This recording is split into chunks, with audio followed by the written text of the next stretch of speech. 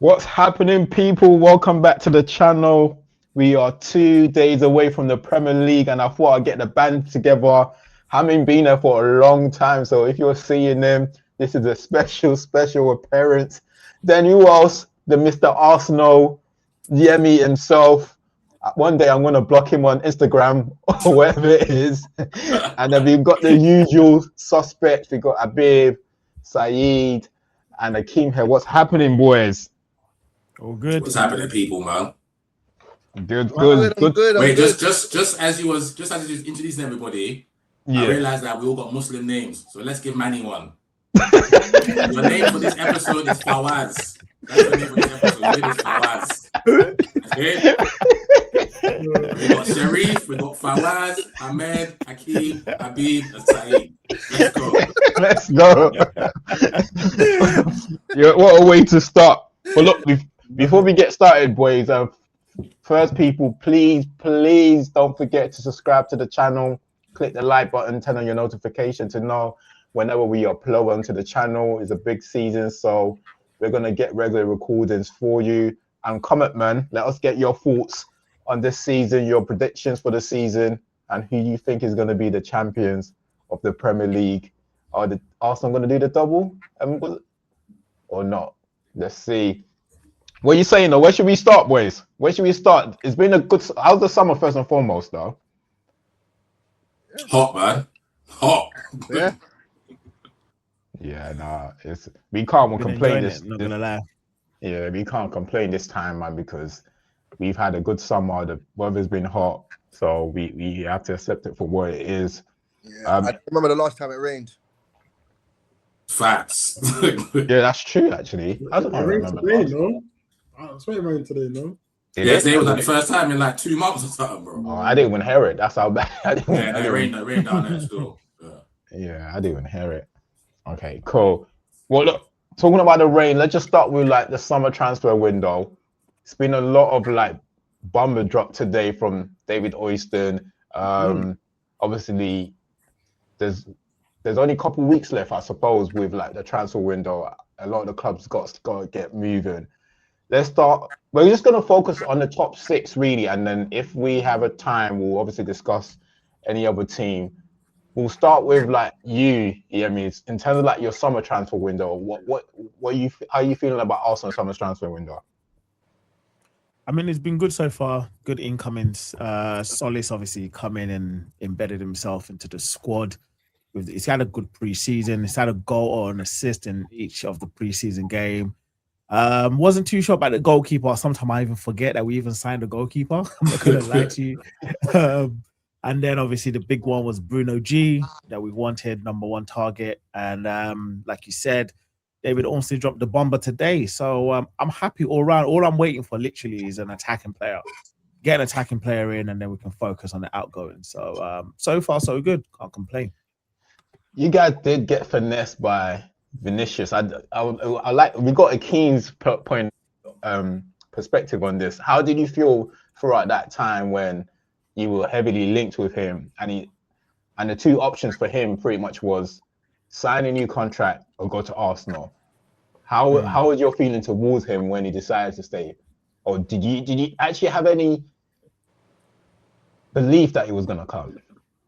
Nah, definitely not. I think it was just the excitement. Let's be honest. Like, he was always going to stay at Real Madrid because he never actually publicly came out and said, I wanted to leave. It was all the noise, outside noise, people linking him to Arsenal. And there was a report. I mean, Arsenal's interest was there. Let's not pretend like we didn't really want to actually sign Vinny.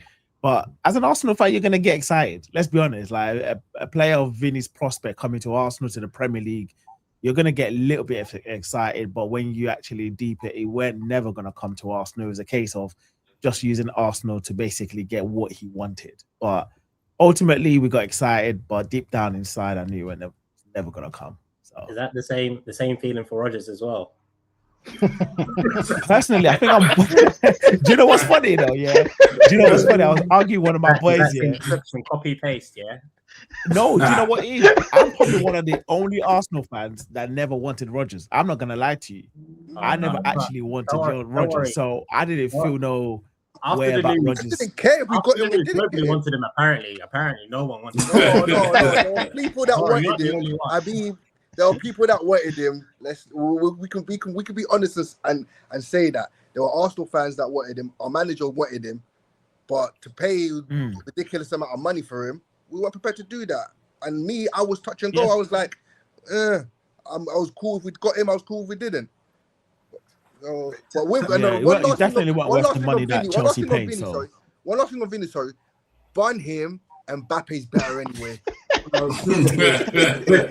To add to the Vinny question, actually, you guys, did you believe that you'll compete like Hakeem did? But did you guys think you'll compete with his 500k wages a week? Hakeem says, I think you've got no to pay like that. So compete with it, like, bro. Personally, I think it would have just messed up the whole club. Let's be honest about it. Like, then it's like you still got potentially Declan Rice that's still potentially going to sign a new contract in a couple of years, and he's going to come and like, yo, like, come on, like I'm worth like 450, 500 as well, Vinny. But then again, Vinny is a different type of player. He's a superstar now.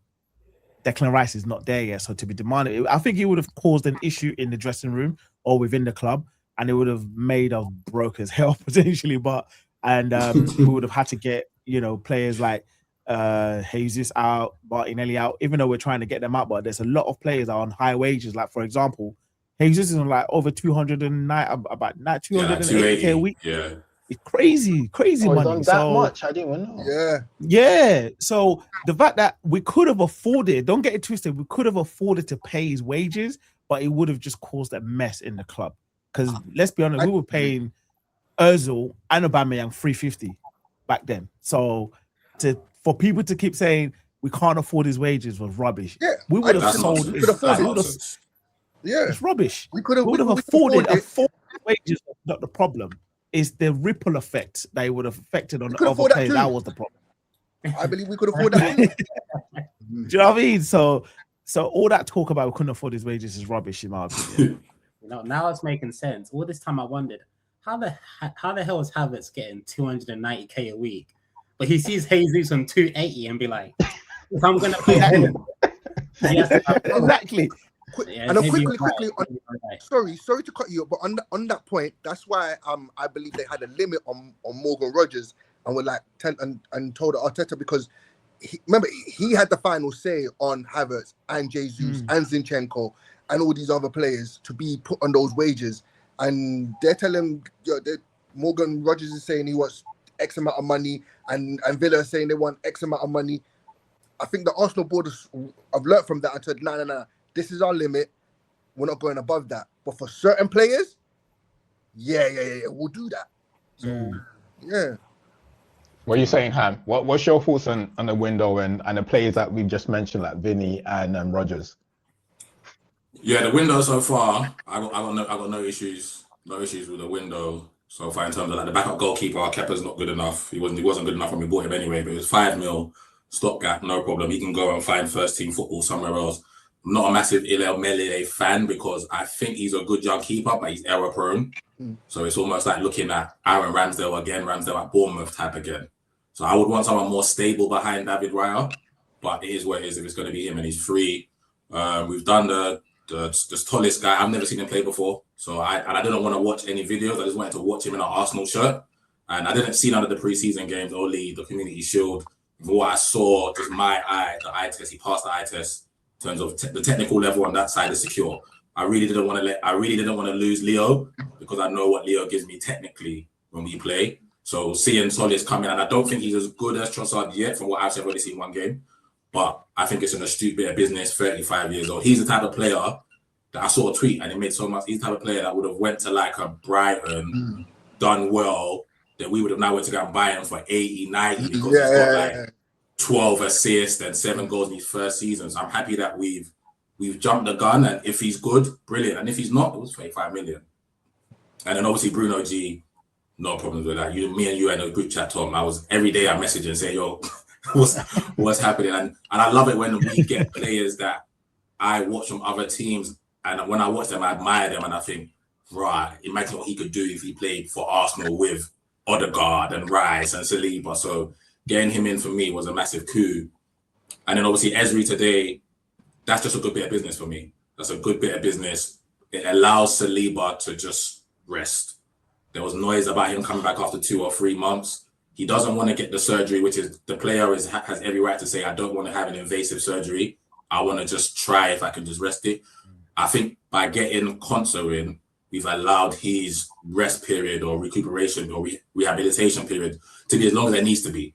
Because now on that right-hand side, you've got Konsa's going to go straight in. Mosquera can go in there. JT, Timber can go in there. Ben White can go in there. And we will be very, very unlucky if all of them get injured and we can't find a right back and a right centre back.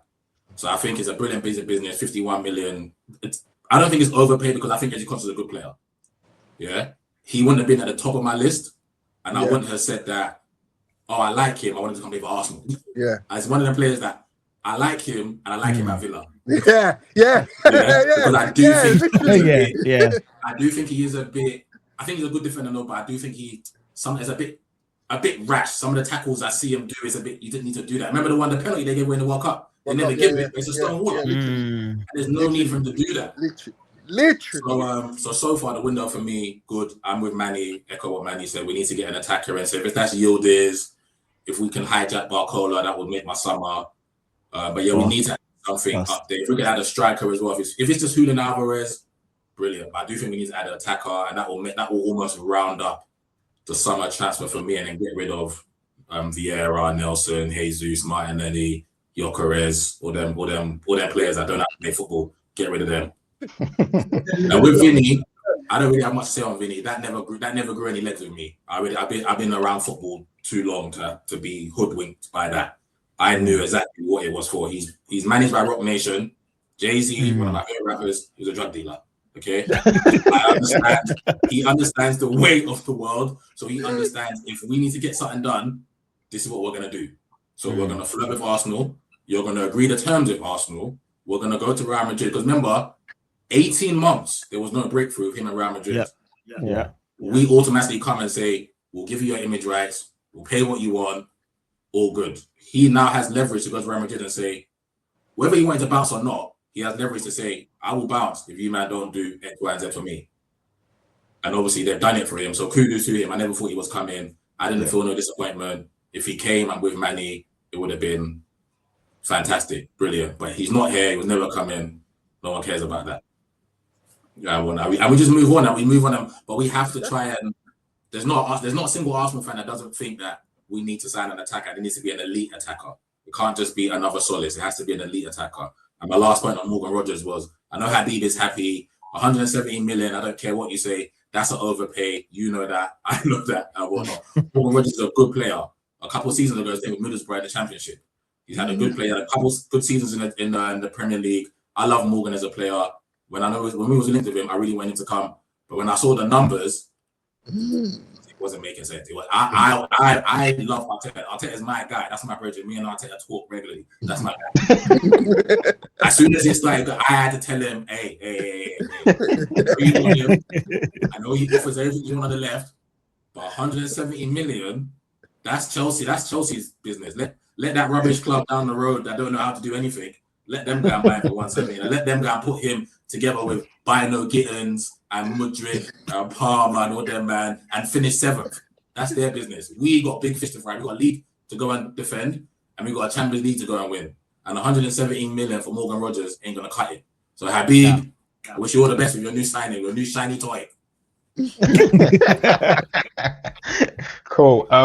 Before I go to Habib, in regards to like Chelsea's business, which one of those signings is your favorite? Would be your favorite one or the most important? Because for me, Bruno G, that's probably, I think for me personally, that's your favorite one, because the best way to describe Bruno is, and I'm sure players, I can almost guarantee, sometimes when you play football, there's a player that you just hate to play against. And if he's in your team, you will love to have him in your team. And I think that's probably the best way to describe Bruno. Every time I watch him play, you will just hate playing against him.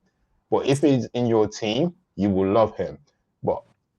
Or do you think there should be one more important signing apart from Bruno? I think, like we said, like an attacker. So. Oh, sorry. I thought you were talking about Arsenal, but I think an attacker really. I was talking about Arsenal. Yeah. That's what we need. I think that Bruno G, like you said, I used to hate playing against him at Newcastle. Oh, I used to rattle my cage. I swear that I used to hate him. But having him on our team is like, it's fantastic. But we need an attacker. We need an attacker. It's as simple as that. Having Trossard go, Martinelli, I think there's a likelihood that Martinelli is going to go. But we need an elite striker, man, or an attacking player. Do you think that would prove more important than Bruno, or do you think Bruno's the important one that you needed? I think we need more an attacking player. I think we needed more of an attacking player. Because the thing is like we will stack up with midfield anyway, and obviously with Marcel Biskelly obviously now playing quite regularly, and he's had a good pre-season as well. So I'm not saying he could have played Bruno's role, but obviously he could have potentially had a good season as well, considering he played in the Champions League final. So clearly Arteta trusts us in him to a degree, but I think we've been saying it for a while now, especially with Martinelli. Yes, he's like a good finisher, but it's just not that guy now. He's done what he can do for Arsenal, and I think it's time to move on. I don't know what 100%. I agree. Yeah. I think Bruno, the left winger, whoever it is, will be the most important signing, because I think all Arsenal fans know that, yeah, we love our club, we love how it's run, and we love how we won a league and whatnot, but we know that our floor is, our attacking line is nowhere near where it needs to be. If you're talking about the elite clubs in Europe, you look at Bayern Munich's front line, it's frightening. You look at PSG's front line, it's frightening. You look at Barcelona with Lamine and Rafinha on their day, probably the best two wingers in the world and whatnot. So and we know that we're not there, and so we have to go get an elite attacker on that side for me, especially now that you've got Solis can be like an understudy, and then you go get a plug and play that goes in. He starts, he's exciting, he gets the crowd on board, and he elevates the technical level of the team. So now it's not a double up on Saka every game, a triple up on Saka every game, because my left winger is just as good as Saka, or causes a problem that you got to think of on that side. Because that's why when you play PSG, you got Desiree Doué, you got Dembele, and you got Kvaratskhelia. Well, that's pick your poison. But when it's Arsenal, you look at Arsenal and think, well, we'll just make sure that Saka's okay and the rest of them can figure it out.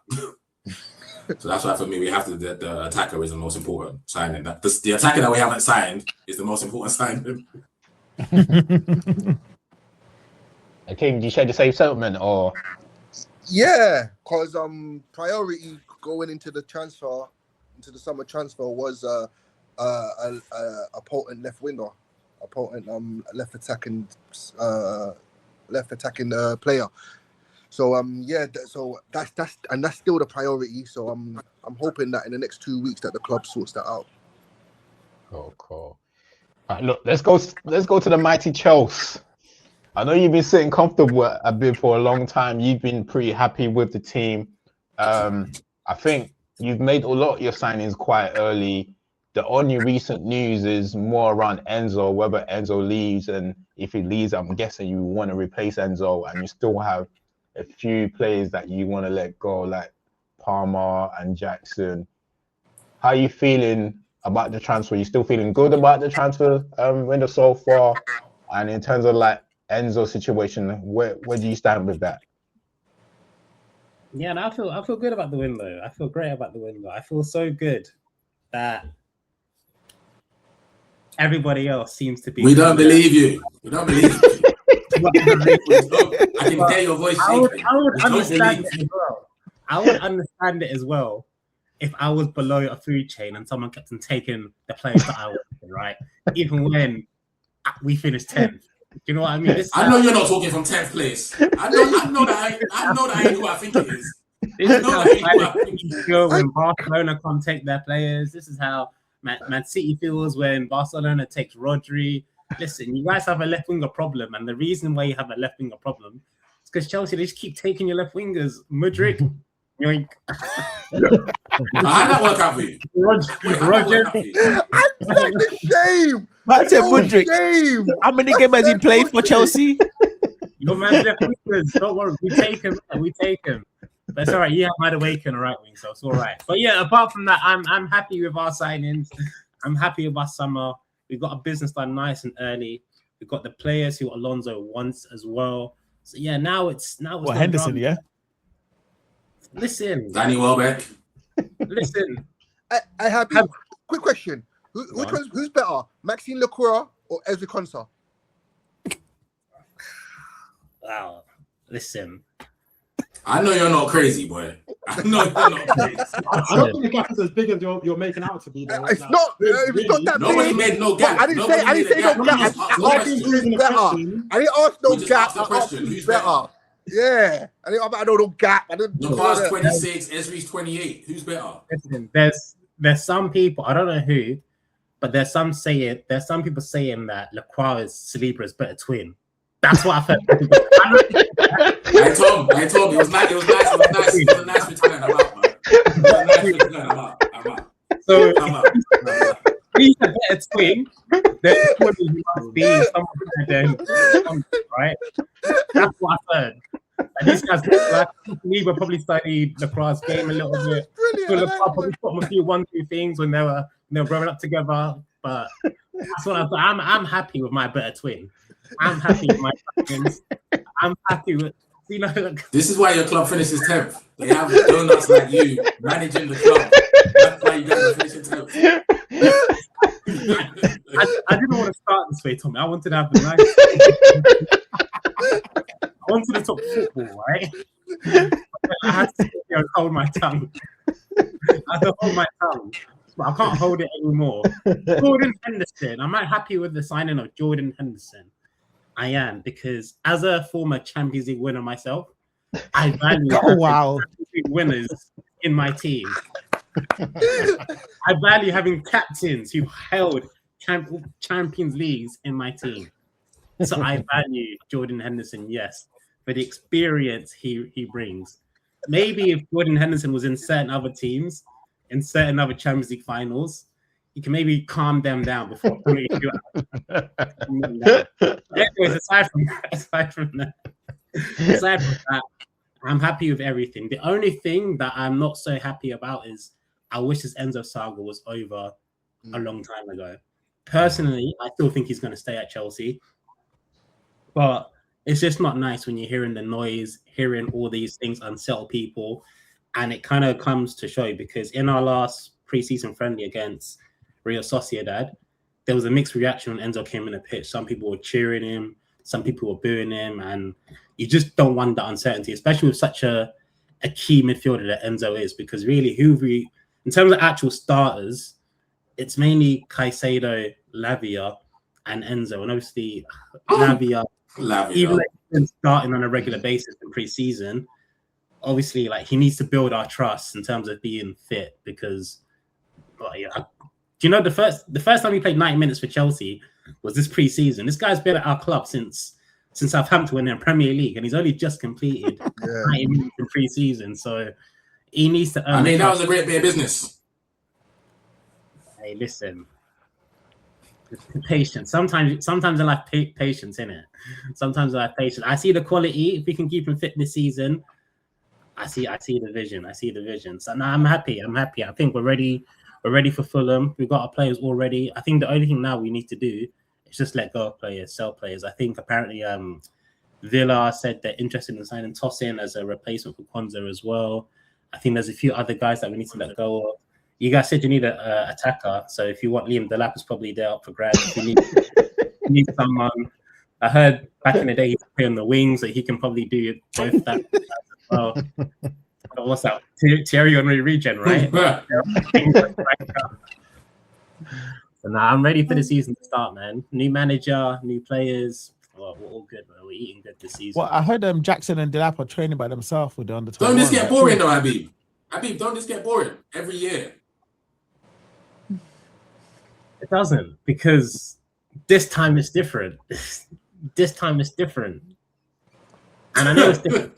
Last season, we were suffering. That's what she said, mate. Last season, we were suffering from the Club World Cup. And with that, our board didn't invest. This season, we've had a full pre-season. Many of our players didn't go to the World Cup. And yeah, we've got investment in the players that our manager wanted. Last season, all Maresca wanted was a centre back. All he wanted was a poor centre back, and that's it. He said he got Garnacho. Like, what do you want him to do with that? Like, that's like Lewis Hamilton saying, "I need a fast car." You give him like a Fiat 500. Like, what's he meant to do with that? He's not going to win Formula One with that.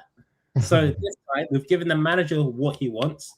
We've got one of the best managers in Europe, and we've had a good preseason as well. So this time, I feel like I know that it's different. I know it's different. Cool. Only time will We'll tell. see in December. We'll see in December. Yeah, that's literally I was thinking. Only time will tell. We'll wait till December. We'll come back and visit this in December. Cool. All right, look, let's move on to the greatest club in the whole wide world. We had a recording yesterday with an all United panel. Was missing you, Saeed. Was a bit heated, but we got through it. Some of them was pissing me off on the call, but you know the usual suspects are always pissing me off. But look, what's your thoughts? So one of the things that we actually argued about was Belabor. It's so funny that we argued about Belabor yesterday when we recorded, and first thing this morning we got the link to Belabor. And I think me and you spoken time and time again that the perfect fit in that midfield would be Belabor. You receiving the news? How did you feel about that? And in terms of like one of the things we also discussed yesterday was we're still short. And do you think personally for me, I still think we need a centre back and a left back, or right back, left back or right back, whichever one. Hopefully we get the Belabor one out over the line. But what's your thoughts on the transfer window, and where do you think we're still short? Yeah, it's been like we've been discussing previously. Like, I'm not panicking because I've seen what Innes have done. Like, we have had late signings in the windows as well. So it's a shame that we haven't got more bodies in pre-season and ready for the season. But we've had this record playing before. I watched the video yesterday. It was so funny watching the video. I got the news through when I was the video about Belabor. So yeah, like it was very funny, like to see like then people panicking on the video saying we need more bodies, we need more bodies. I'm pretty sure the hierarchy at United know we need more bodies. I'm pretty sure Carrick knows we need more bodies. And you see, you guys are saying he's not making big enough noise. I think he's made enough noise. I think Barada and Board understand the situation as well. Like, if they don't get the bodies in, we're probably not going to get Champions League next season. We do need Champions League football. We need Champions League money going forward. So, yeah, like as in, you were asking previously, like as in, do I trust them? They've like I don't trust them, but they have been hitting the mark in recent windows. So I would always judge it after the window. Yes, at this present moment, I'm not happy. I still feel we need, I'll say a left winger and then a striker going forward if we get the Belabor business done. But also, there's still time to get that business sorted. Yeah, like I'm not panicking, but I will judge it like you will judge all windows once the window closes. Yeah. Yeah.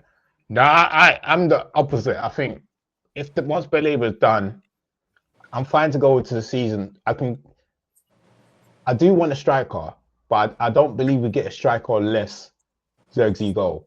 And I think if we do get a striker, I will want it to be someone like a Watkins, someone that's going to challenge, a striker that's going to challenge Sesko. I don't want a striker that is going to come in to try and play it back up to Sesko. I want someone that's going to be able to challenge him. Whether we can be able to afford that or buy a youngster somewhere that is ready to challenge him, I'm not sure about that. But I think the priority after Belabor is a centre-back or a left-back for me, personally. Because I don't trust the defence. The defence lacks concentration. They're not bad individually. I honestly don't think they're bad individually, but I just don't have the sense of security. And I look a lot at the top six, and in terms of that, obviously we can't talk about Arsenal because defensively they're the best in the world, isn't it? But then even City, they've got dominant thoughts there. They've got Diaz, they've got Gay, like they're dominant. Who else is there? Spurs, I'm not too sure about Spurs. Kusanov guy is sick. Kusanov's physical. Yeah, physical, and then even Liverpool, they still got Van Dijk's president. Even I saw a thing the other day. What's his name? They said about the ball. Jeremy Jackie. I'm hearing good things about him. I'll be honest with you. I know it's like pre-season, don't want to judge about it, but he look. And previous to that, I've seen him anyway. He looks pretty good. Youngster in the Premier League will get we'll get tested. Yeah, we'll be tested. But I do think we need another centre back. But I do, because as a partnership, our centre back doesn't work. The legs that we've got are the young boys, and they don't play. They're not. Gonna, I don't think the young boys are going to play that much game. I think they should start I think Heaven plays a lot more this season, and I'll be happier for Heaven to play a lot more this season. And also, I feel like the sound like Baleba frees up, like as in might put less pressure on the defense as well, and like literally just trying to recover the ball before it gets to the back line. Because when it gets to the back line, when they have people run at them, yes, you see them panic, yes, you see them make mistakes. But having someone like a Baleba, having someone that can actually the legs around and can make a tackle, even make a crucial foul before, like take a yellow card before it gets to them, like that's what we kind of need, a physical presence in the middle. And I feel like that would definitely help them out. And I'm not saying we don't need centre backs, but I feel like that can be addressed next season because we can't address anything this season. So I think with what we've got and where we want to try and end up the season, like if we were going for the league, yes, they definitely need centre backs, but we're not going. And realistically, we shouldn't be going for saying that we should go for the league, innit? I feel we have enough at centre back to get top 5. Yeah, and that shouldn't be an excuse for any of these players. Cool. But look, even if you don't get a centre back, I do think we need a fullback, whether it's right back, because I do feel like the right backs are getting away with murder. I've been saying that for a long time. Like they're playing week in, week out, and no one says anything about it, and they don't do enough. Our right backs, I do think they're getting away with left. And the left back, we keep investing in the left back, but we're not getting the result that we want. Luke Shaw's legs is gone. We brought Dogu there. Dogu now all of a sudden is a winger. It's not all of a sudden it's not left back anymore. That young boy that we got in for, I can't remember where he's from. He was for the future, isn't it? Yeah, he was for the future, definitely. Like so he hasn't. And then I know people are making noise. Was it Malacia for the future? Get out there, man. Just don't.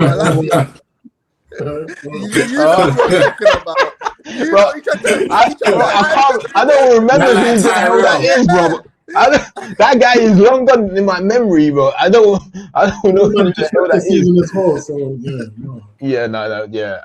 Who else is there? And I know they're trying to make noise about Ari Amas, but no, man, I'm not having it, bro. I think about the sold as well, though.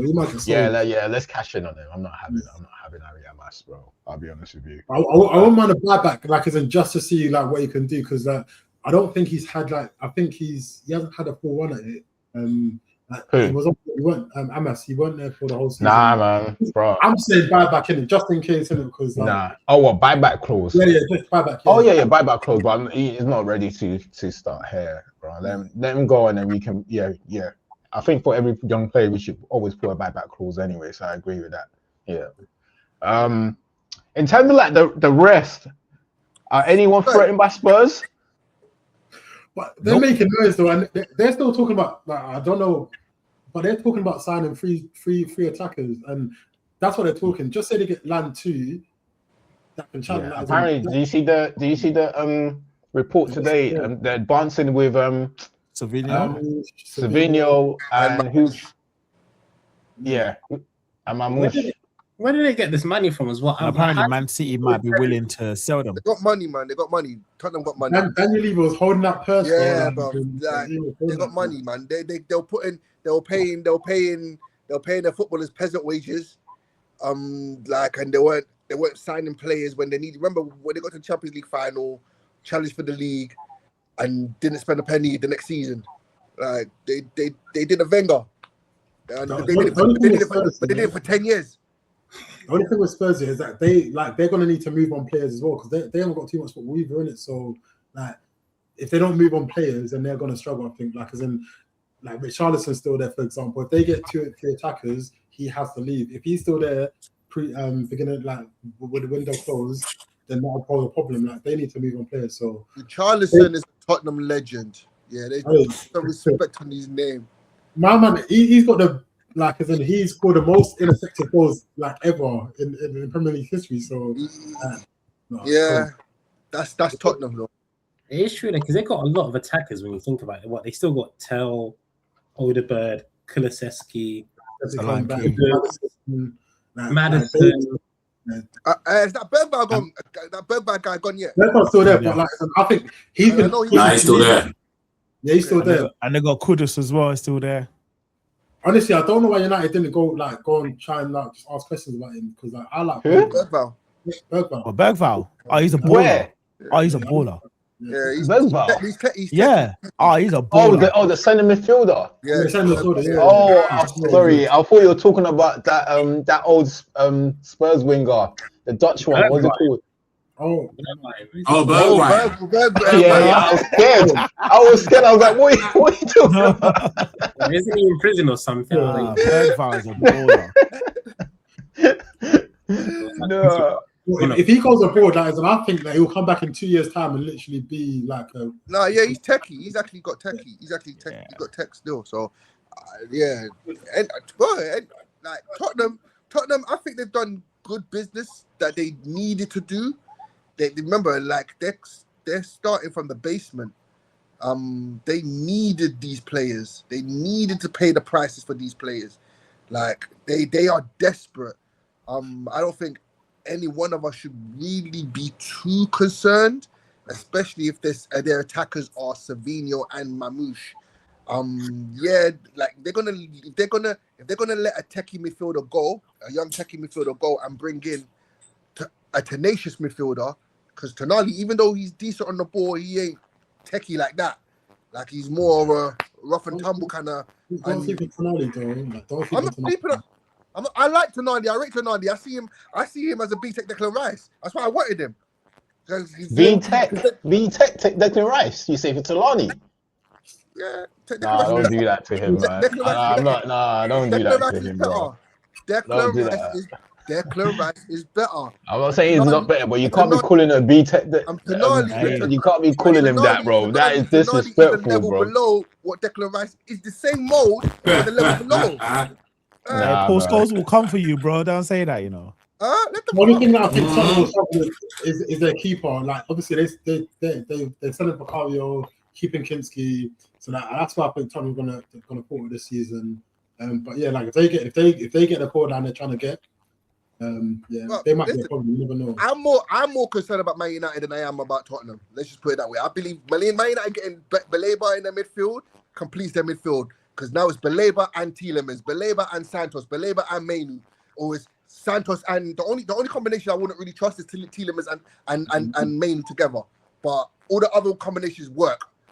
So and the centre back team, play the young kids, play them, because Maguire's legs are gone. You can't run back.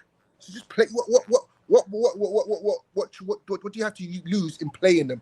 Like you have them there, they must learn somehow. Throw them in the deep end.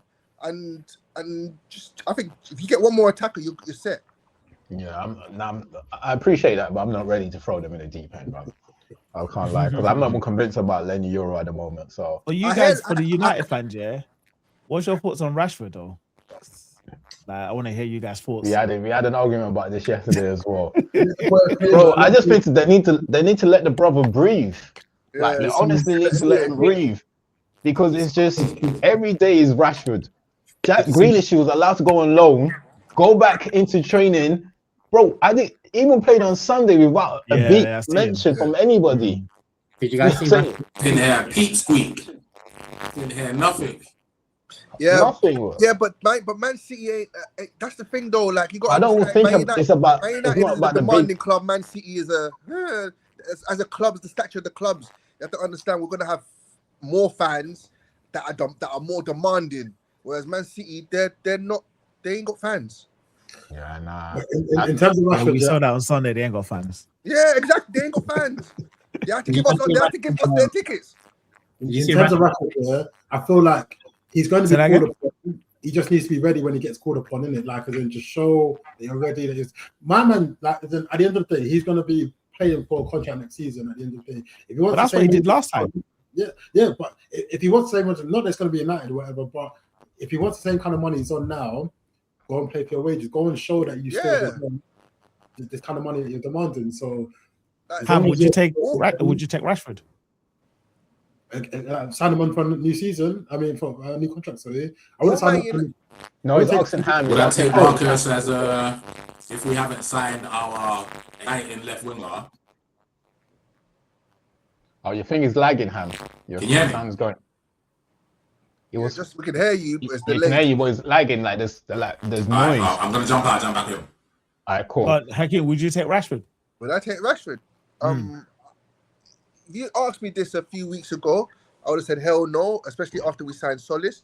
But coming up to the end of the window, if we can't sign if we can't sign Barcola or Yildiz, those are my two options. And a striker. I would like us to sign Osimhen as well. I don't want Alvarez. I want Osimhen and Barcola or Osimhen and Yildiz. And if we can't get, then I will take Rashford, but I'll tell him he's not on that 350. Was he on 350 a week? 325. 325. I tell him, yo, you're not on that. You're not on that. That's what we're paying Saka. You ain't done that to earn that. No, actually, do you know what? He's won La Liga. Yeah, but it doesn't matter. But personally, I'll be honest with you. Like, I'm just trying to say, I don't want Rashford to come back. Personally, I don't want him to come back because it's not that because he's not a good player. I know Rashford is a good player. I'll never doubt his quality as a player. But for some reason, my Rashford and Man United relationship just hasn't worked or blossomed over the years. He's worked for like a season where he had a hell of a season, but for whatever reason it is, whether it's United's fault, whether it's the Bulls' fault, or whether it's his fault, because we know he's not perfect at times as well. Sometimes he's late to training or whatever. For whatever reason it is, I'm not passing the blame on anyone. It just hasn't worked out for us. You know what I'm saying? And I don't think Rashford is the type of player that comes to United and he'll be happy to sit on the bench. But then the problem is when he was at Barcelona, he was happy to do that. But at United, for some reason, it feels like he's going to be bigger than that. And you can't feel like you're bigger than the club. If he's happy to just play his role, sit on the bench, because he's not a starter for us at the moment. But if he's happy to play the role, sit on the bench, if an opportunity comes up, get on, or we're trying to make an impact on the game whenever the opportunity comes up, then fair enough, do that. But if he's going to cause an issue about that, then I'll rather him go. Personally, I don't want him to stay, but I have no issue with Marcus Rashford at all. And I don't want to feed into the media narrative that just any little thing that he does is a problem. I don't think so. I know sometimes he doesn't help himself, but I just think the relationship hasn't worked. Yeah. And I just think he goes. I don't want him to play for, we're talking about him playing for a contract, incoming play. No, don't play for no contract. Because United shouldn't, unless if his contract is significantly less. Unless his contract is significantly less than what he's getting now, we shouldn't even be thinking to give him a new contract. Because how are we gonna? He's already on 325. What new contract are we gonna be giving him? 350. Yeah. My thing is not to play for a new contract for United, but like at the end of the day, like he wants to go to another club where he's gonna get some sort of money in it. So at the end of the day, he wants to show them, cool, like let me like that's what I can still do. At the end of the day, it's probably gonna be his last like one of his last big contracts. But clubs have been interested in him. He just doesn't want to go. Like the clubs that he's holding out for don't want him. And they're not paying for that wages. Exactly. That's the point. That's what I'm trying to say though, isn't it? So if he wants to show that like I'm still at a level, like this is why I still demand this money, this is a season for him to show that, isn't it? And at the end of the day, like I still feel he has qualities that like I'm going to put like someone like Tielemans, someone like as in if we need a goal, he has qualities that can still Sorry, can you guys remind me how old is Marcus Rashford? 28, 29, 28. So he's got one more big contract in him. Yeah, that's what I'm saying. That's why. Yeah, but no one's gonna pay that at this stage, though. No one's paying that. Even if he had a good season this season, let's say with United, it's not. He's not paying. Unless if he goes to like Saudi, to, Turkey or Saudi, no one's giving Marcus Rashford 325 for at this age. No one is giving him. I don't care what he does this season. United will fall for that trick again. I'm not no one's giving him that. I agree with you. Like we're not giving him another contract. That's not what I'm saying. Personally, for Marcus Rashford, let him go and put himself in the shop. Is this Marcus's last year? Yeah. No, I think he's got a couple more years. He must have a couple more years. This is last year for United. How long is this contract? This is last year in his contract, yeah? Last year the contract, yeah. Okay. Oh, is it? Yeah, No, I don't think it is. No, I think it's got. No, it's got a couple more years. Because Barca, like, I feel like Barca were playing the game where like they probably like could have signed him for free next season. So that's why, like, as in. Nah, he's got a couple more years, bro. It's definitely not. I'm pretty damn sure that this is. I don't think Barca were playing that game though, because they got both Adeyemi and Gordon, so they were looking past. Rashford. I'm checking it now. Yeah, but Ham, what would you say? Would you take him, Ham? That was a. What was the His question? contract Sorry, till boys. June Yeah. 2028. His contract June finishes 2028. 2 years. Yeah, June 2 years 2028. exactly. Yeah, it's not 2 definitely years. not his last one. Yeah. But is that with like an extension or something like that? Let me. No, they don't add the extension. The extension would not be added to like player transfer market. So that would be more the option for the club. Club, yeah. Can I ask a different question to Ham? Who would you rather take, Rashford or Rodgers? Since nobody wants Rodgers.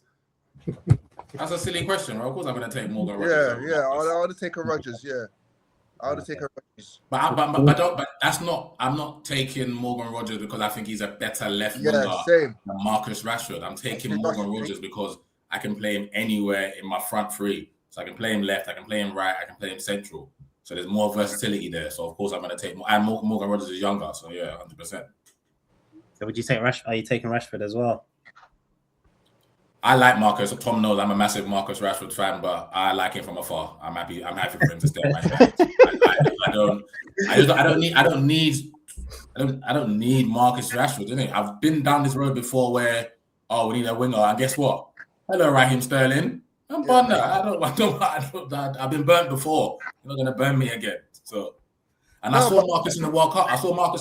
And it was okay. I saw Marcus at Barcelona, and he was okay. So it's not like I'm getting a player that it's gonna pull up strings. He's okay. So no, I'm okay. But Ham, would you take him if he was coming at significantly reduced wages? So let's say if he was coming at half. But he won't do that, bro. Honestly, he won't do that. Like, of course not. But I'm saying hypothetically, if he was to say, "Cool, I'll take, I don't know, 190 or 200k a week to come and play for Arsenal." The only way I'm okay with that. Firstly, if that happens, Andre Berta would have failed in terms of getting us an elite attacker. But the only way I'm okay with that is if we've exhausted all our options. Yeah. Juventus have said we're not selling Yildiz. Atletico has said we're not selling Julian Alvarez. Nusa is not coming. So then we're at August the 29th, the 30th, and we still need a left winger, which we shouldn't put ourselves in that position. But hypothetically speaking, if we did, and if Marcus is coming on loan or whatever it is, and it's reduced wages and we can make it work, then I mean, yeah, but no. But yeah. Right, cool. I like Marcus from afar, innit? Let's just quickly touch on City before we go on to like predictions and that. City are letting a lot of players go and I'm not bringing a lot in. What are you guys' thoughts on that? Because you would have thought that would have been your closest rival going into the season, right? Off the back of last season. How do you guys feel, Arsenal fan? Are you comfortable with what's happening there? Or I'm not too sure why they're not bringing enough in and they're letting a lot go, especially with today's report where Sabinho and what's the other one? Mamouche are close to going to Spurs. Oh, both of them are going to Spurs? Yeah, it's been reported that Spurs in advanced talk with both of them. Interesting. Yeah, I think it's like 150 mil, isn't it? So something like Spurs that. are spending crazy money though. They've always had money. It's just leave it. I didn't want to spend it. Yeah, and if you think about that, Spurs, they generate a lot of money through their stadium. They're having concerts every other day. They got NFL.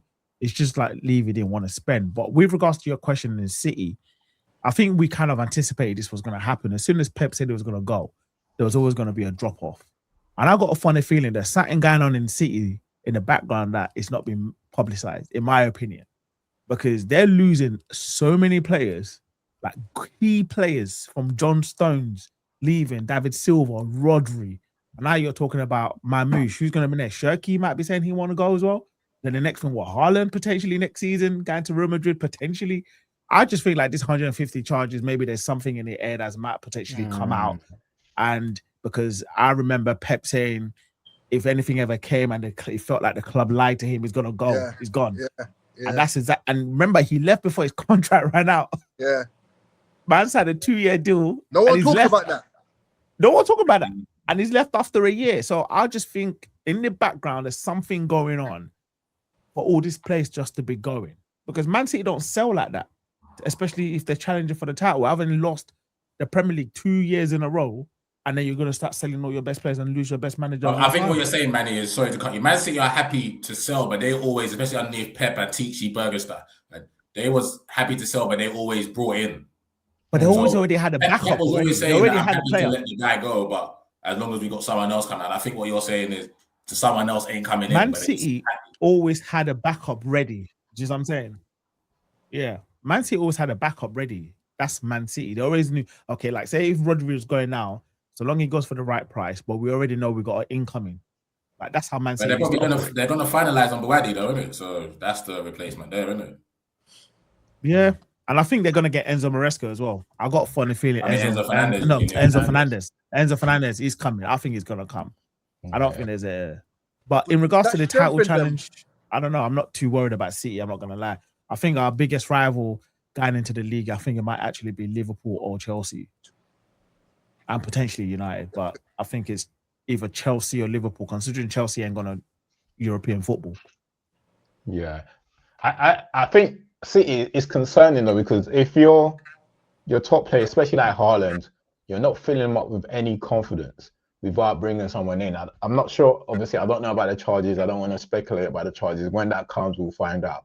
But I just think personally, from like your top players' perspective, like the likes of Haaland, you don't fill them up with any confidence. These other guys are leaving, and you don't have like a ready-made replacement. And even if you do bring these Buwadi in, or who else is there, Enzo, it's not guaranteed. You're not too sure how it's going to materialize. So, I think with him, if they don't have a good season, he might start knocking on the door that look, this is not what I signed up for, not a 9-year contract to not to be able to compete. Because for him to sign a 9-year contract, they gave him a 9-year contract.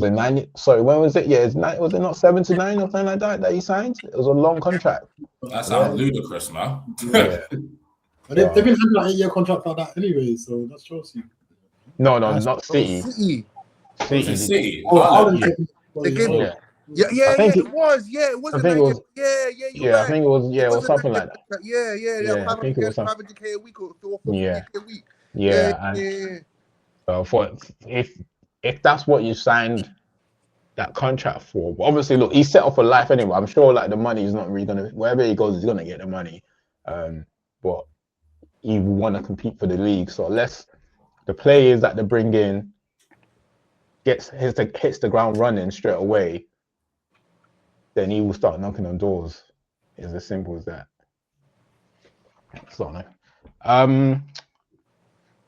just quickly, with that, there's apart from, do you think any of the top 6 managers finished the season? And if not, I think Arteta will, so it doesn't matter there. But let's leave Arteta out of this. Thank you for the respect.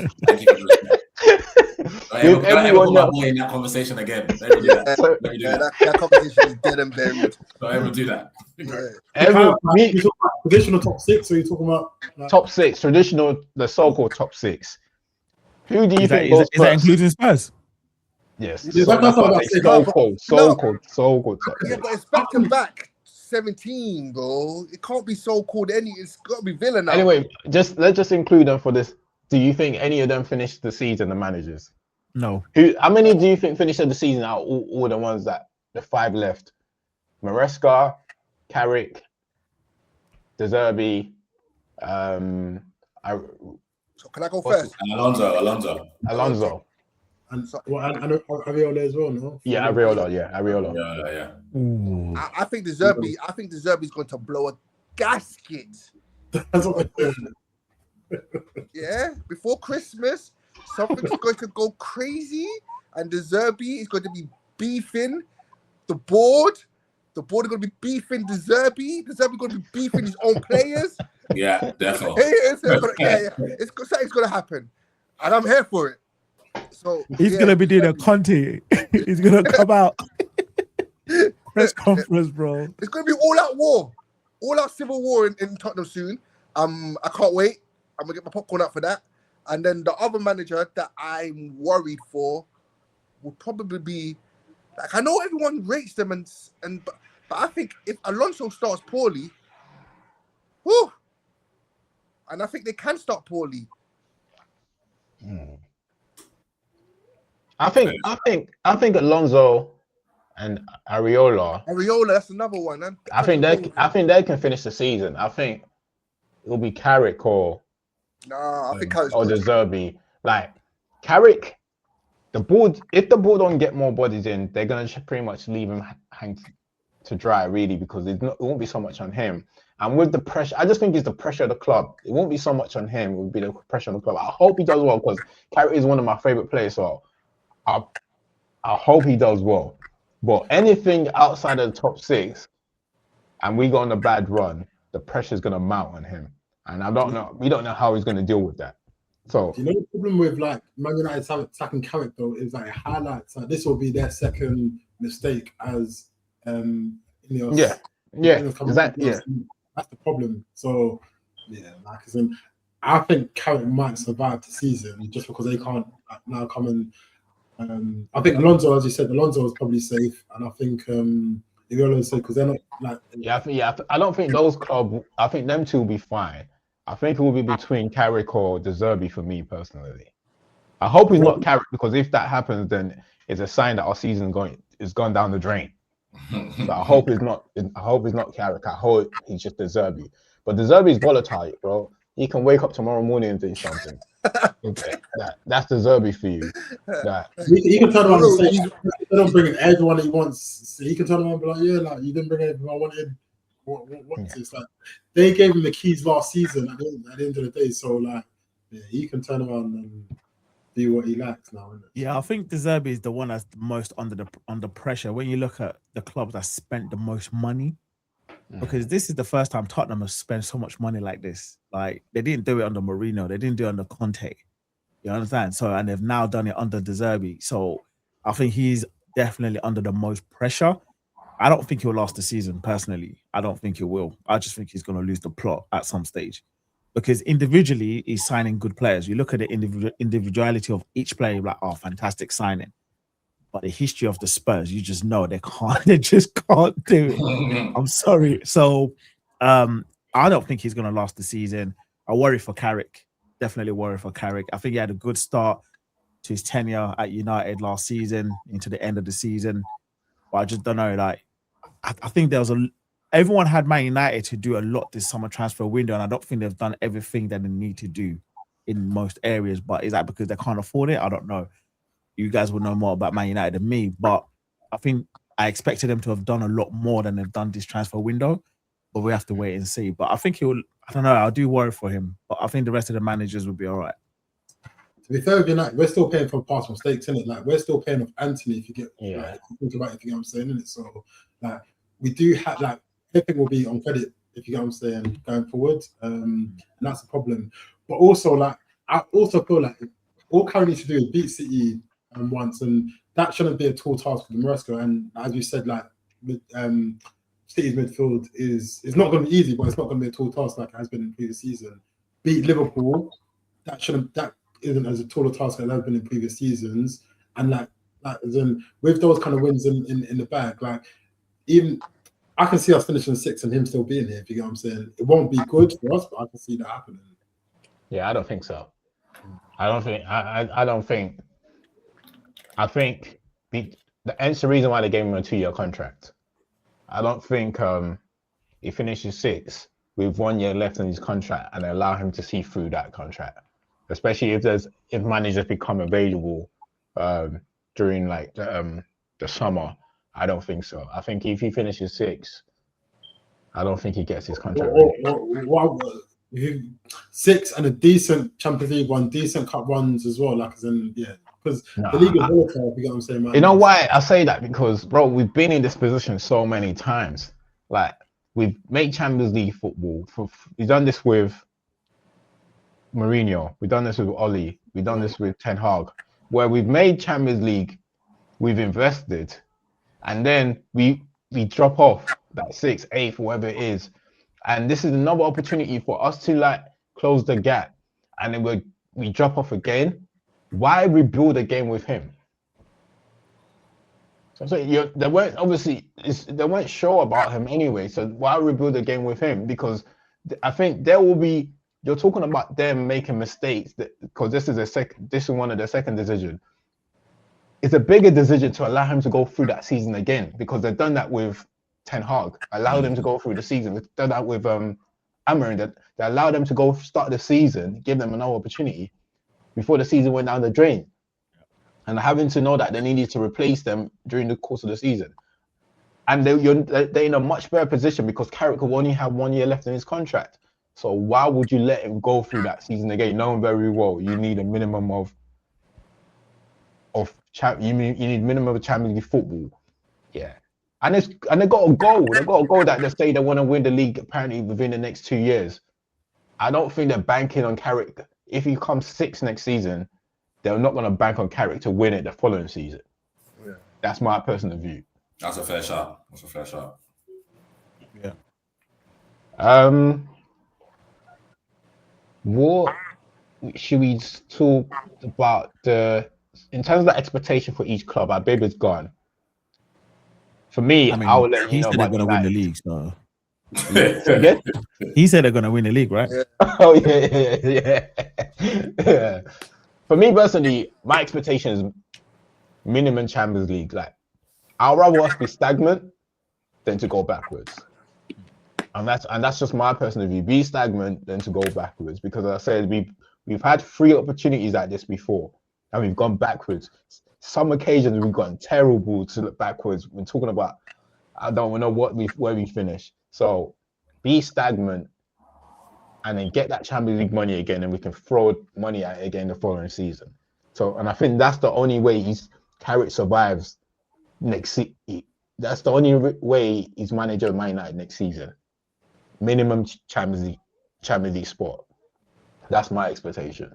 Yeah, I believe that should be all of Man United fans' expectation. Minimum, just consolidate your Champions League spot. Get Champions League again. Forget about title race. If you can go as far, if you can go further in the cups, go further in the cups. Don't embarrass yourself in the Champions League this year. If you can get out of the league phase and into the knockout round, take that as a win and run with it. Don't think you're gonna go to the semi-finals and finals. Just focus on the league and try progress in stages. Do it like how we did it. Increment stages. Like that's the only advice I can give Man United. Thank you. We don't need it. Thank you. You do. You finished. We never finished 15. We never finished 15. They should pay you a consultation fee. Thank you. Exactly. Yes. I'm getting. You're talking from experience, so you got. Listen to that. What are you guys saying about your boys? Bare minimum Premier League, and FA Cup, and challenge for the Champions League again. That's my expectation. Bare minimum 2 trophies. Absolutely. Premier League, FA Cup, and then see what happens in Champions League.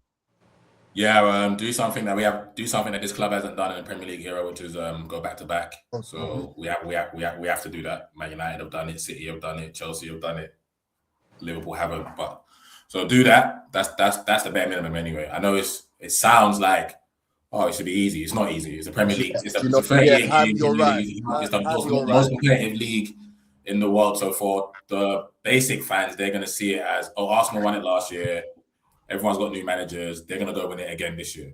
I'm not going to fall for that. It's not going to be easy, but that's our expectation. And we won it last year. Let's go again, innit? And then for me, go as same again. Champions League. We've done it with Arteta. Hakeem mentioned incremental stages. Arteta went in quarter-final, semi-final, final. What's next? Next is to win it. So let's do that. And obviously, I love the FA Cup. I have an affinity with the FA Cup. So I would love to. I think we still hold the record, right? I stand corrected. I believe we still. Yeah. I would like to add to that. And if we have the squad depth that everyone talks about, the numbers and the ability, then we should have enough to go far again in the FA Cup or Carabao Cup. So 2 domestic trophies for me, and then let's see what happens in the Champions League. Can I be real? Is a wish. I want a treble. I'm gonna be real. I'm gonna say it now. That's what I want. That's what I want. That's me personally. I'm not gonna put that expectation on the team, on the club, though. I'm not. But that's what I would like. I'll take a double. I'll take a double first. I'll take a double, and then the treble can come after. But I really just the main thing for me is just we have a period in time right now where all the chips are falling in place for Arsenal in terms of all the other clubs. I wouldn't say they're in disarray, but it's all new to them. They all got new managers. Yeah. They all got, and the new managers are adjusting to the board. The board is adjusting to the managers. The players are adjusting to the managers. The managers adjusting to the players. We are whole. We've gone through what all these other teams are going through, and we've come out the other side. And we have, arguably for me, the best manager in the league. We have the best squad in the league. We have, as a collective, probably the best players in the league. So for me, it's we have a period in time where we have to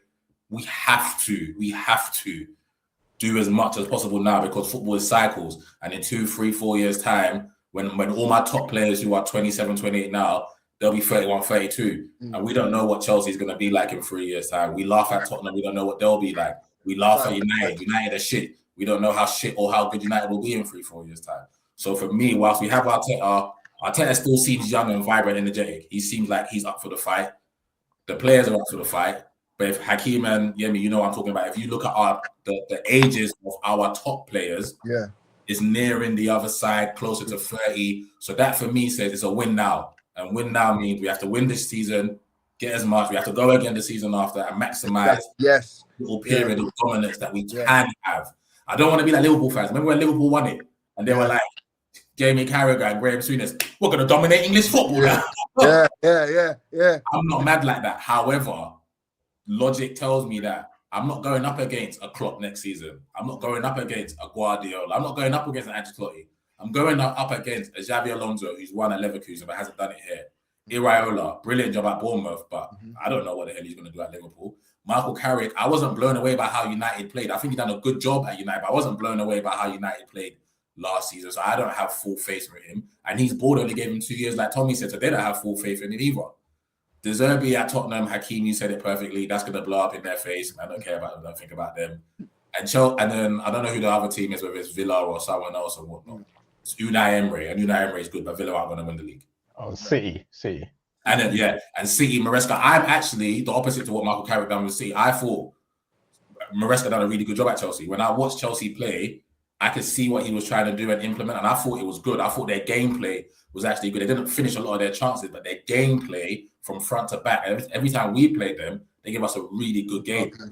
But I honestly think that he can translate that to City with better players. So I still think, for me personally, they are our biggest rivals for the title. I don't put Liverpool ahead of City. I don't put Chelsea ahead of City. I still say it's us and City. And I think there'll be more challenges, because I think the gap between City and the others will be closer. I think we might just gap everybody else, and everyone else will get closer, but we'll gap everyone else. Right, look, just talking about gaps, let's just do our top 5. Have you guys got your top 5 in mind, or how the top? Because we talk about the so-called top 6. Someone's going to miss out. Someone's going to miss out on Champions League. I mean, obviously, just hoping with the coefficient of the Champions League that we get top 5 again for the English team. Who finishes top 5, and just put them in order. We can just go around. I can start first, because I'm still not sure with like 3, 4, 5. I'm still mixing depending on how the season goes. But first, I'll put Arsenal. Second, I'm going Chelsea. I think Chelsea's done the business early. I think Xabi Alonso's a great manager. You're playing once a week. I always rated Chelsea. I think this year is where Chelsea need to step up. A lot of these players, I said like 3, 4 years ago that we're not really going to see how good Chelsea is until like the next 4 or 5 years. And we're getting to the 4 or 5 years now. We're there now, yeah. Yeah, that's what I'm saying. And that's the reason why I do think this is potentially where they step up with the opportunity only playing once a week. I didn't think we were great last season, as Ham alluded to. But we was playing once a week, and we still managed to be able to get to third with Michael Carrick, with what we went through last season. And with them, they've seen them a lot more organised this season. They've got the signing done out of the way. And I think Xabi Alonso has proven to be a top manager, especially what he did with Bayer Leverkusen at Germany. So I do think they finish ahead of like City, because City, I'm not convinced you're selling a lot of assets without not replacing them. And if you're not and it doesn't show like they've got everything together at the moment. Everything is probably still new to them with Pep. Don't forget they've had a manager that's come in week in, week out for how many years, and all of a sudden he's gone. And we're talking about one of the greatest managers that's ever, one of the greatest managers in football. So I'm not too sure they can overcome that straight away. I'm not saying maybe they'll following the season they can start challenge. They'll probably still challenge, but I just don't think they'll finish ahead of Chelsea with all the games that they've got to play this season. And the three that I'm not sure about, as I said, is us, because City and Liverpool. I don't know what place all three of us is going to fall. But for now, I will say, with Belabor, I say City 3, us 4, and Liverpool 5th. I'm gonna go us to win it. I still think City finished second. I just can't ignore the Haaland factor, and I still think, like I said, I still think they got quality players anyway. So I still think they'll be the best of the rest. Definitely agree with you with Xabi Alonso and Chelsea. He's the one that's got pedigree. He's coming from Bayer Leverkusen, won a league there, went unbeaten. I think they got battered in the final in the Europa League. Yeah, Atalanta. Yeah. So he's got pedigree. They got a lot of young players, and that one game a week thing is massive. It's massive. Where all of us are playing twice a week and getting fatigue and relying on squad depth, they can just go roll out that first 11 week in, week out. And especially if he gets that first 11 rolling and how he wants to play. So I do think they finish above United, because I think United struggle with the two a week. I think numbers is there. I think you're getting there with the numbers. Adam Belabor, Santos, Tielemans. Your front three that start with Remo, Cunha, and Sesko. I still don't think there's enough quality as a squad to challenge on both fronts.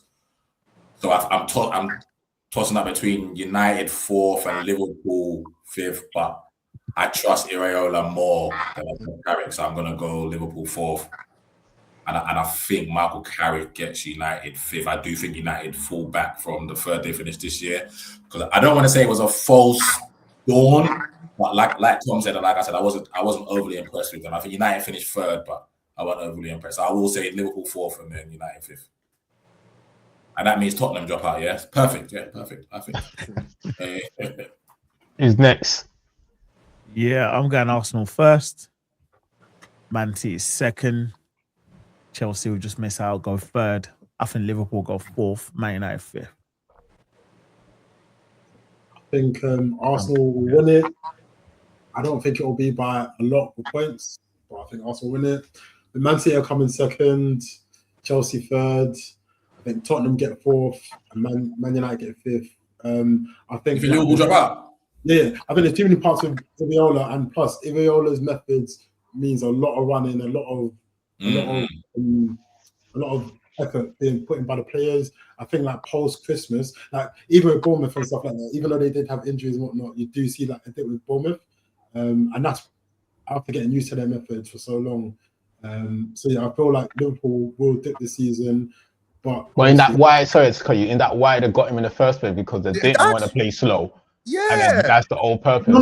What I'm trying to say is that it requires a lot of effort, though, isn't it? Like what they do, what he does requires a lot of effort. But that's what I'm saying. That's what they were doing before they got slot. Do you know what I'm saying? With Klopp. With Klopp, but they've got the players now. High intensity, Gegen pressing.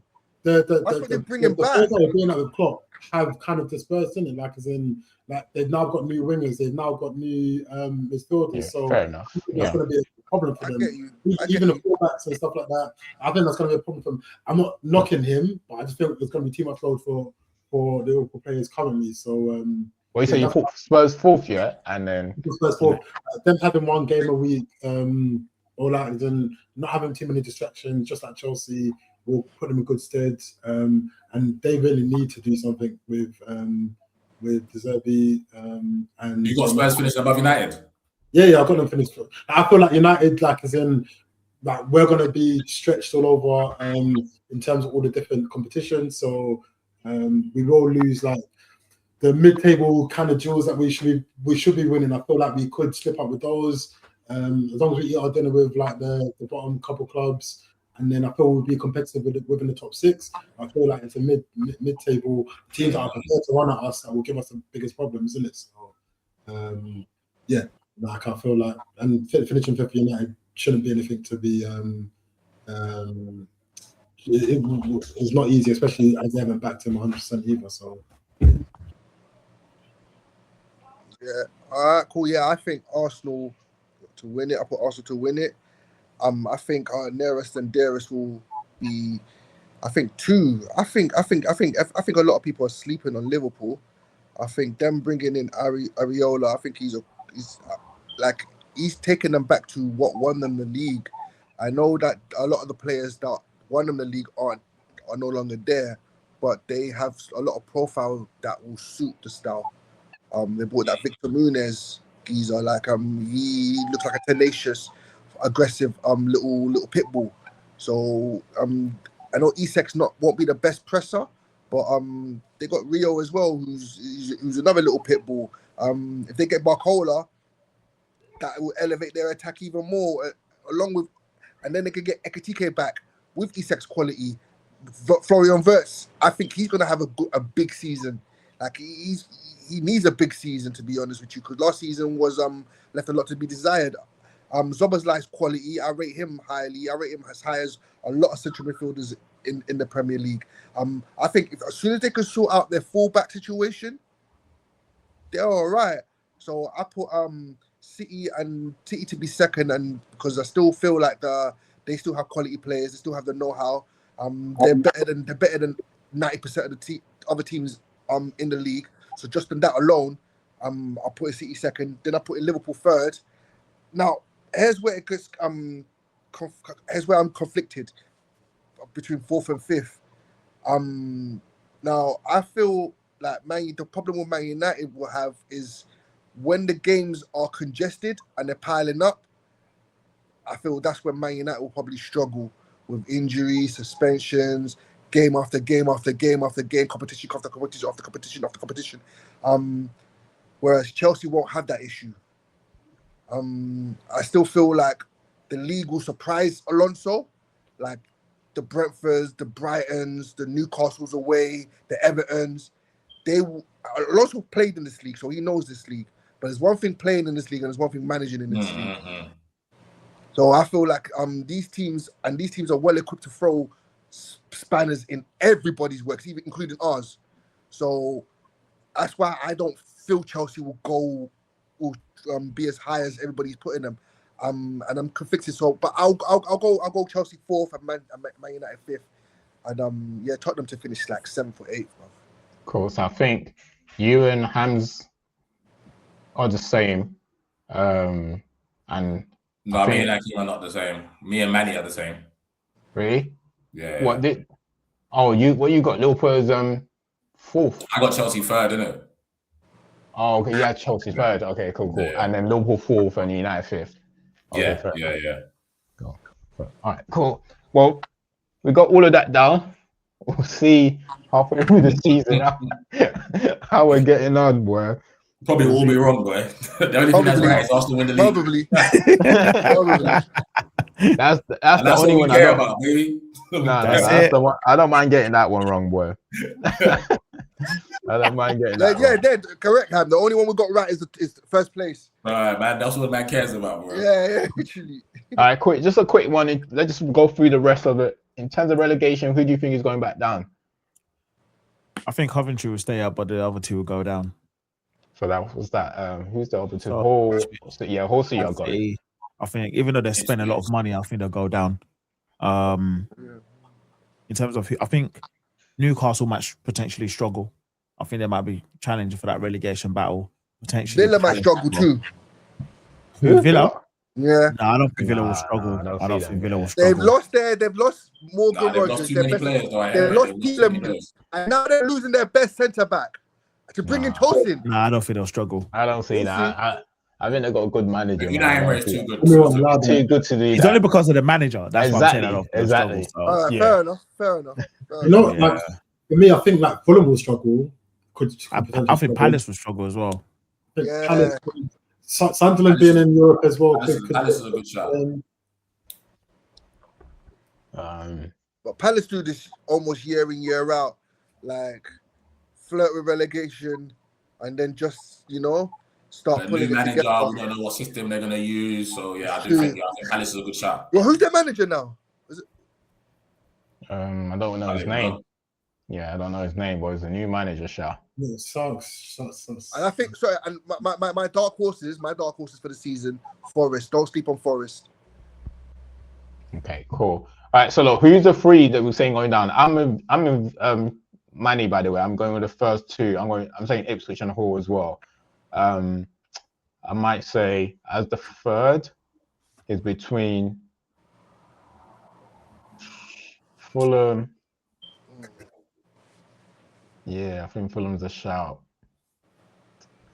No, but I think they'll stay up. And what about Newcastle?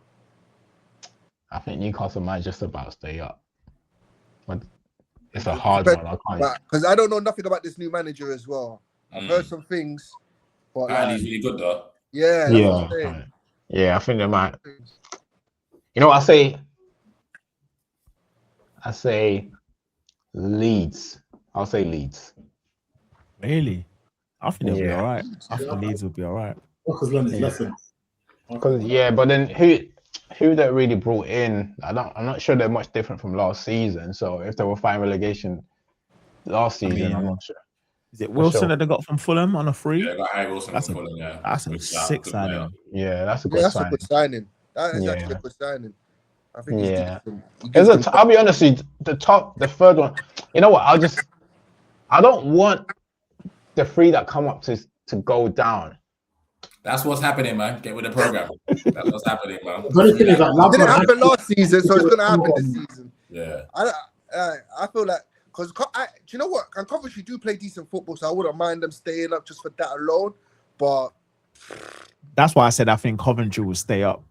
But they do play decent football, but they can't do that in the Premier League. They ain't staying up, bro. They're free again back down. Nah, it's true. It's true. I can't off the top of my head think of anyone like like last season. Like West Ham are always flirting. You can see West Ham going down. You can see your Wolves going down. Yeah, I can't see no one out the other 17 teams that I think they could go down. Yeah, it's a tough one though. I can't That's lie. why it's them three that's coming up. Enjoy the ride, get better, and go back down. See you later. Yeah, man. So what we say? I'll still stick with Leeds for now. I'll stay Leeds. I like Leeds because when Daniel Farker changed the system, I loved that. Last season when I was watching them, they weren't, and then as soon as he changed it, they changed and they just become a different beast. And they was giving everyone a game. Yeah. All right, cool. Yeah. You guys saying the three that's come up going down, the rest of you? I think Coventry will stay up.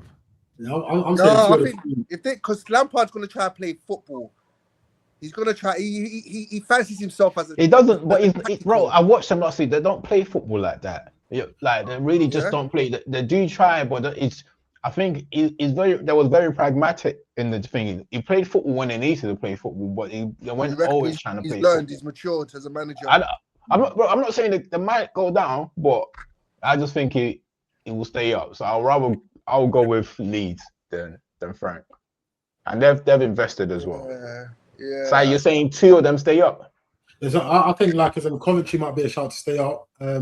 I'll say one stay up, two go down. But I feel like another team, like there's quite a few teams that, like as I said, Fulham, new manager, new players coming from a different new manager from a different league as well, new players coming from different leagues to replace proven talents in Wilson and Jimenez to get them goals.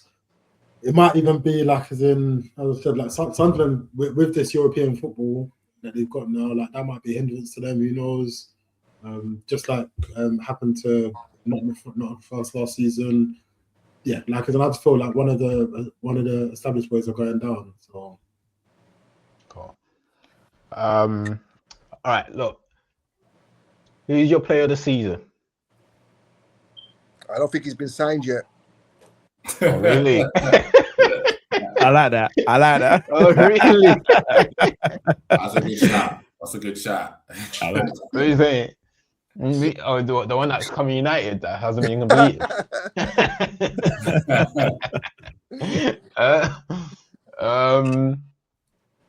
That's what I was going to ask. Along the line here, with Salah leaving, is it fair to say? Because I remember we discussed this not long ago, Ham, but I don't think his injury has helped him. We was discussing who's going to become the face of the league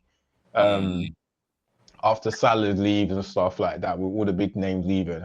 But because of, I initially thought it was going to be Saka, but because of his injury for the last couple of years, I don't think he's been able to be consistent in the league. So we'll see how he gets on this year. But is it fair to say Haaland is the face of the league now, especially off the back of the World Cup that he's had? Yeah, 100%. 100%. Yeah.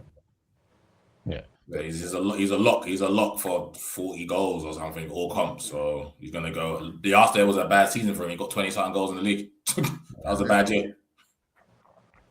Yeah, and do you think and the Premier League right now there's a lack of superstars in the Premier League. There's a lack of real top tier quality. Like when you watch PSG, when you watch these stuff, there's a lack of top tier quality. Bruno Fernandes got Player of the Year last season. Okay, some may say he should have got it. Some may say he should have been Declan Rice. I was happy that Bruno got it because I'm not rewarding that type of play from Declan Rice as the player of the season. And maybe because I'm not white and I'm not English, that I don't think that he should have got it. But there seems to be uproar that Declan Rice didn't get Player of the Year because he played for the team that won the league. But if you use your eyes, he won the best player in the league. Yeah. So in terms of superstars, I think it's Haaland. You got Bruno. Obviously, Bruno had a really bad World Cup. We can agree. He had a bad World Cup. But he should have showed up, bro. He'll have a point to prove this season. But below that, where else are we looking in the league and thinking World Cup? Apart from William Saliba, who is obviously next level, next gen, he's world class. He's out of here. You might say Gabriel is world class as well. You got everyone's got their right to who they think is. But I think your three. Those are defenders I'm talking about. Yeah, no, I'm saying the core you got at the back. I think Raya, Gabriel, and Thingy, all three of them they're world class. I think I've said that. I think those three are, for me personally, I think those three are world class. But as you said, apart from Haaland, Bruno, this season is really an opportunity for others to make a name for themselves. And be consistent, because Florian Wirtz, he was bought as one of those that was supposed to shine in the league. Phil Foden is another one. Off the back of winning Player of the Season, he went dark last season. Saka, his injury hasn't really helped him out, because I thought it would have been Saka that would be up there. So I think, hopefully, with players being injury-free and with a bit of consistency, is an opportunity for new players to make their name. Who that is, I honestly can't. I don't know. I think the player that we shouldn't sleep on, who seems to be back to his best since the World Cup as well, is Martin Odegaard. Because in that World Cup, we can all agree he was amazing for Norway. And the cameo that he's played in the pre-season since coming back from the World Cup, I mean, he's been great. I watched him live at Cardiff, and what he did to Donnarumma, my word. I swear to God, I was literally above that goal. I was right there. And I was like, oh my God, what did I just witness? And I just feel like he's getting back to that 22, 23 type Odegaard. And if he can stay injury-free consistently throughout the season, I think he's a player that potentially could be a shout for player of the season. 100%. 100%. Good shout. Odegaard showed who he is already, man. You're not buying it, no, we know what he can be, but he has not been consistent. That's what I'm saying. I mean, you had like more than anything, out Arthur, he's going to be that system player that we've talked about so many times over the years. The fantastic thing was all that system stuff was put to bed at the World Cup. He was Arteta the manager, and he wasn't in the system. I'm saying going through that, he will fall back into that. No, I don't listen to that whole system stuff. He's a brilliant player in his own right. He doesn't matter what system. He's a brilliant player in his own right. We'll show you his again. Don't worry. I've been super critical of Odegaard the last 2 seasons. I'm surprised you're quiet, because bro, you've been super critical of him. Yeah, super critical because he disappointed me. Like it's like, you know, like when you put high hopes on somebody and they just let you down. Remember, I used to say Odegaard after KDB, Odegaard is the next one up. I used to say that. I used to say he's the heir to KDB's throne. But the last 2.5 seasons, in my opinion, almost 3 years, yeah, he hasn't been showing that anywhere near that level or that consistency. Yeah, he hasn't been able to though. It's not his fault though. His body has he's had knee injuries, he's had shoulder injuries, he's had a baby. I know what it's like. He probably wasn't sleeping. He was probably doing the nights. It's not easy. So you're throwing in the personal life with like look at Trossard last season. I don't want to go off key, but Trossard started the season. We're looking at him looking good. He breaks out with his girl. The guy went missing for like 5 months, bro, until the West Ham game. Yeah. So Odegaard for me. And then when you don't turn up to the World Cup and put it on like that, if you're not a top class player, it's not that many players. There's not that many players that can go a season or two, be bad, and go to the World Cup. The last time Man City was Zinedine Zidane when he come out of retirement and batted up the whole Brazil team. He said, "I'm the best player in the world." I'm saying so. I think Odegaard thing is not a quality thing. It's not It's literally like Tommy said about Saka. His body has just failed him. His body's failed him, and Odegaard plays centre mid. I try and play centre mid, but it's a rhythm position. It's rhythm. He needs games, and he needs games, and he needs games, and he needs to get rhythm, and he needs to get rhythm, and he needs familiarity. And I'm sorry, if I'm playing centre mid and I have to pass the ball to Noni Madueke on that side, or Victor Martinelli on that side, or I have to pass the ball to Gyökeres up top. I'm sorry, I'm not going to look that good. I'm sorry. No, that's a fair point. That's a fair point. I got a man in front of me who's got. Bro, I got a man in front of me who can't control the ball. He's wearing Timberland he's got cement in his boots. I got a right wing. He's wearing construction boots. He can't do nothing. And then I got a road runner on the left wing that doesn't even know how to play football. He just knows how to run straight. Yeah. Can you argue for any other players that can create a name for themselves next season outside of Arsenal? No, but the other thing, like, maybe like Cole Palmer, they've been waiting to crown this guy as a face of Premier League. It's true. If he has a decent season, maybe obviously Rodgers as well. But not many others you can say. Yeah, I think Palmer, because they do want to hand him the keys and say, you're the first in the league. I think you can slightly tell is really him that they want to hand the keys to, because I don't know if he just fits the profile for them, innit? Because even if he doesn't do anything, they make it seem as if he's done something. Mm-hmm. So I do believe if he were to have a good season, he's one definitely that they will 100%. But Phil's the biggest letdown though. Phil Foden, like Hakeem talking about Odegaard being next up and heir to KDB's throne. That's Phil Foden. You was there with David Silva and KDB. They've both left season after season. Yeah. You're Phil Foden. You're from there. That's your club. That's your team. You grab that by the scruff of the neck and you become the second fiddle to Haaland. That is you and Haaland. And then now we're looking at you as you're English.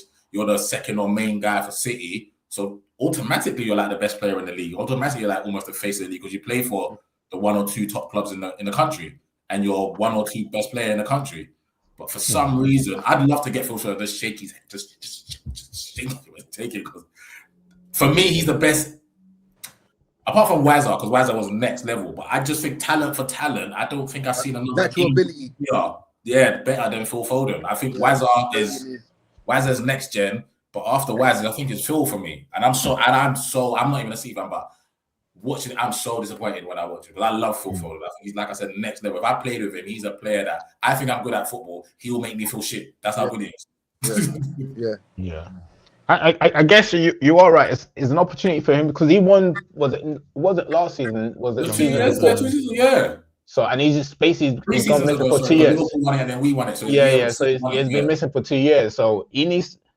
Even last season, he had a spell for like 5-6 games, and all of a sudden he went missing again. So he has been disappointing. I think you're definitely not wrong about that.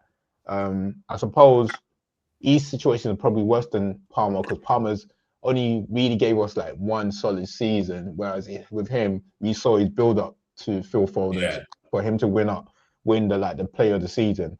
So I think a lot of these players got a point to prove. The other player I want to mention was Florian Wirtz.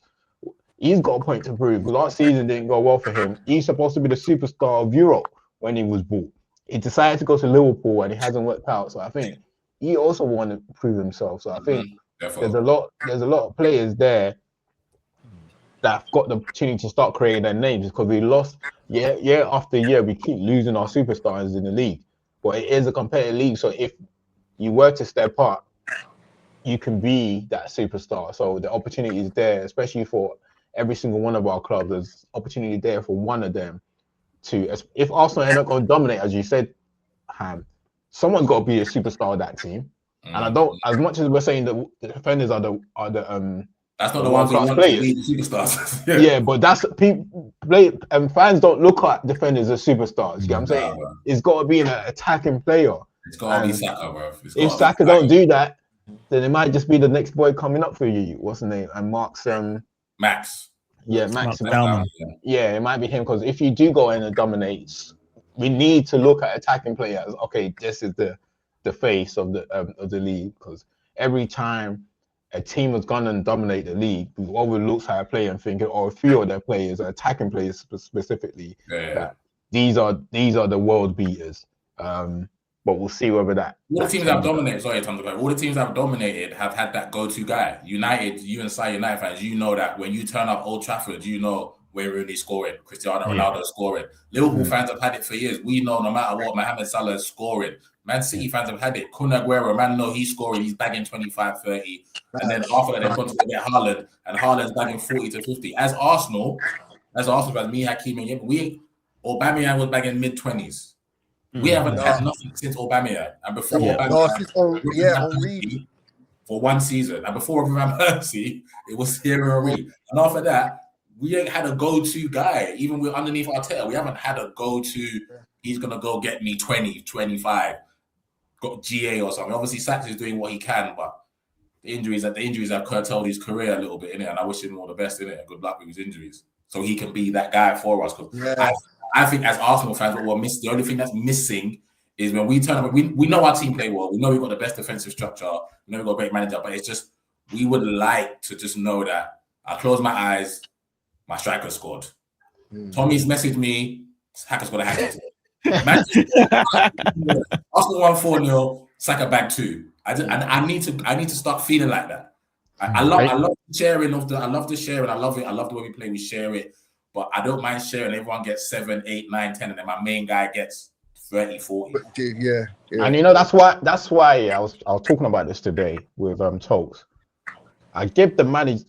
I don't think the manager gets enough credit for what he's done, because when I look at that Arsenal attacking line, I'll be honest with you, I'm not fearful of the attacking line. I'm fearful of the team. So, and you don't understand what the manager must put in order for you to be like. So you have to give the credit to the manager, because I've never really seen a team like that where there's gonna win the league, but I look at the tackle line, I'm not fearful of them like that. But as a team, as a collective, how they're set up, you have to be almost like 8 to 9 out of 10 before you can beat them. Do you know what I'm saying? Yeah.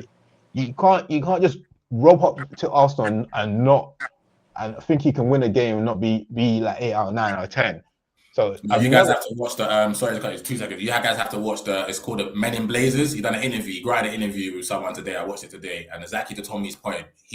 What he made was, because they asked him about, so how are you gonna deal with William Saliba?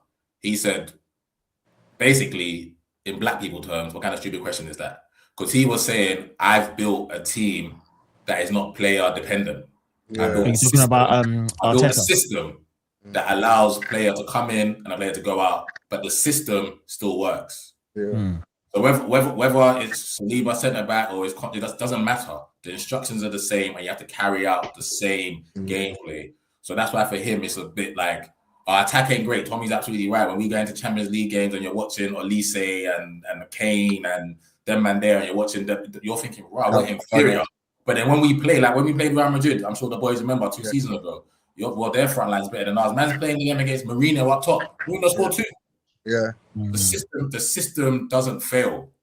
The system doesn't fail. So it's just, but however, saying all of that, man still want my 30 to 40 guy. Come on. Cool. All right.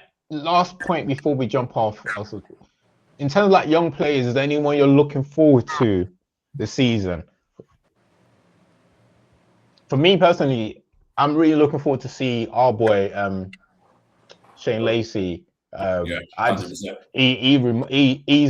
Phil Foden for me. We talk about Phil Foden. Technically, he is sound.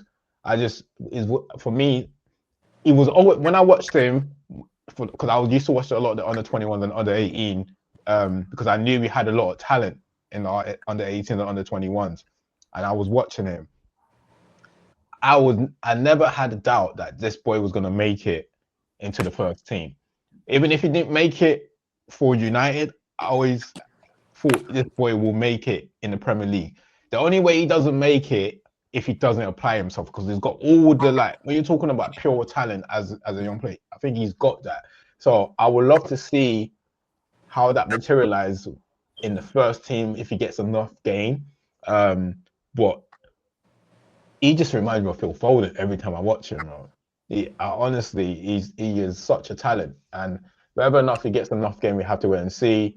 And you know what it's like with this young boys, where you can't always. Some of them don't know how to apply themselves, man. Once they get the money and they don't have people around them, they tend to fall down the railing side. But hopefully for him, I'm excited to see what he does in this team. Can I just say, like, I like Shea Lacer as well, yeah, but like I feel like the difference between him and when Foden came in onto the scene is like Foden made more right choices, and in the position they play, you can't not make enough right choices consistently. And like I like what he's doing, but I don't think he makes enough right choices. Especially like I've seen him like towards last season and beginning this pre-season as well. So that's the only thing I hope he starts adding to his game, make more right choices, more right decisions in terms of what you're doing with the ball. And hopefully, we see him do that this season. So. Whilst you guys on the topic of Man United, just real quick, what happened to Chido Obi Martins? He's there now. He's there. It's still, but to be fair to him, I think he's developing much better, and I think him going back down, because I watch a lot of like the under 21s and the under 18 game. I just thought because of his physicality, he was obviously bullying players. Yeah, he was bullying players and he was promoted far too early. But in terms of his understanding of the game, and you could clearly see that when he came into United and you tried to give him a game, a lot of people were trying to telling him. But once he went back down, I watched him in the under 18s, under 21s. I can see the improvement that he's made in the game. Whether he makes it or not, that's a different story. But 100% from the player that first got to United to the player that he is now, I can 100% see the improvement that he's made. And one thing about him, he hasn't stopped scoring goals. Regardless what, he might not be scoring like the 10 in one game like he were, but he hasn't stopped scoring goals. So that's also good for him. He's still scoring goals, he's still improving. Like sometimes it happens that you might move 10 steps forwards and you get to the realization that I'm not there yet. You need to take a step backwards and rebuild again. I don't think it's still, the boy's still 18, 19. Your career don't end. Yeah, 100%. 18, 19. You might not be where you thought you was gonna go, because we all thought like, and what doesn't help these kids as well is what the people around them are feeding them. So sometimes it's about taking your time. He's just not ready. I don't think he's a bad player. He's just gone back to learn his ropes, and I've seen a much more improvement from him now compared to what he was doing when he first came. Yeah, but he's on big wages to be in the still in the youth setup. Don't you reckon? But they can afford to pay him that. What's the problem with that? They can afford to. You just got to be patient with that. You just got to be patient with that. And I suppose that's what I don't know what his wage is. What's his wage if he's a big wage? I don't know. No, he's getting paid like I think 40 grand a week. Yeah, I thought it was 30 bags. That's what 40 bags a week. I didn't know what his wage is, but look, at the end of the day, he's still got to learn the trade. And if he's getting that money, he's getting that money. Well, he's just not ready. Yeah, he's not one of the ones that we're talking about here, a young player. We're not talking. No. I'm not saying. I think Manny just wanted to take a dig at him because he left Arsenal. No, do you know what? But it's funny. You could easily say, "Oh, what about Aiden Heaven? You didn't mention him." They both came at the same time. No, that's why I mentioned Chido. I haven't seen him. I'm seeing Haven. Do you know what I'm saying? Hayden. I'm seeing him play. So he's playing in the first team, but Chido's not playing. So I'm like, what's going on there? Yeah, no, but it's not ready. But I said I watch a lot of. I know that we have a lot of talent. There's even like what's his name? We got another player called James Thwaites. What a baller! What a baller! Central midfielder. I watch a lot of these young, like, because I realize we got quite a few talents there. So I tend to watch like the under 18 games sometimes because of like JJ Gabriel that we've got as well. I started watching the under 18. So it was JJ Gabriel that caught my attention. Shane Lacey caught my attention. James Thwaites caught my attention. James Thwaites is my player. And even we got this Nigerian boy, he plays for Germany. Noah Ajayi is a winger as well. He's another boy. So we have, like, this is what I always say sometimes when people moan about, oh, we can't sell our young players, bro. Let them go, bro. There's always players that are gonna come up, man. There's always players, but we got quite a few but it's the decent thing, props there. But it's the thing, you say they're always gonna kind of come up, but it's letting go of that gem. Like we did it with Andy Cole. We've done it with several other Well, the players. thing with Akeem, that's always going to happen, especially in this day and age, because these young players want to play. Like, if I'm 20, 19, 20, or 21, and I'm on the bench for Arsenal, I'm on the bench for United, bro, I'm going to be happy. See what I'm saying? And I'm still getting games every now and then, but there's this, like, and the fans don't help the situation sometimes with, like, these young players because they're now pushing for them to play. Like, bro, if there's not enough game for you to play, you can't play. Go out on loan and come back or something. Like you are in one of the biggest clubs of the world.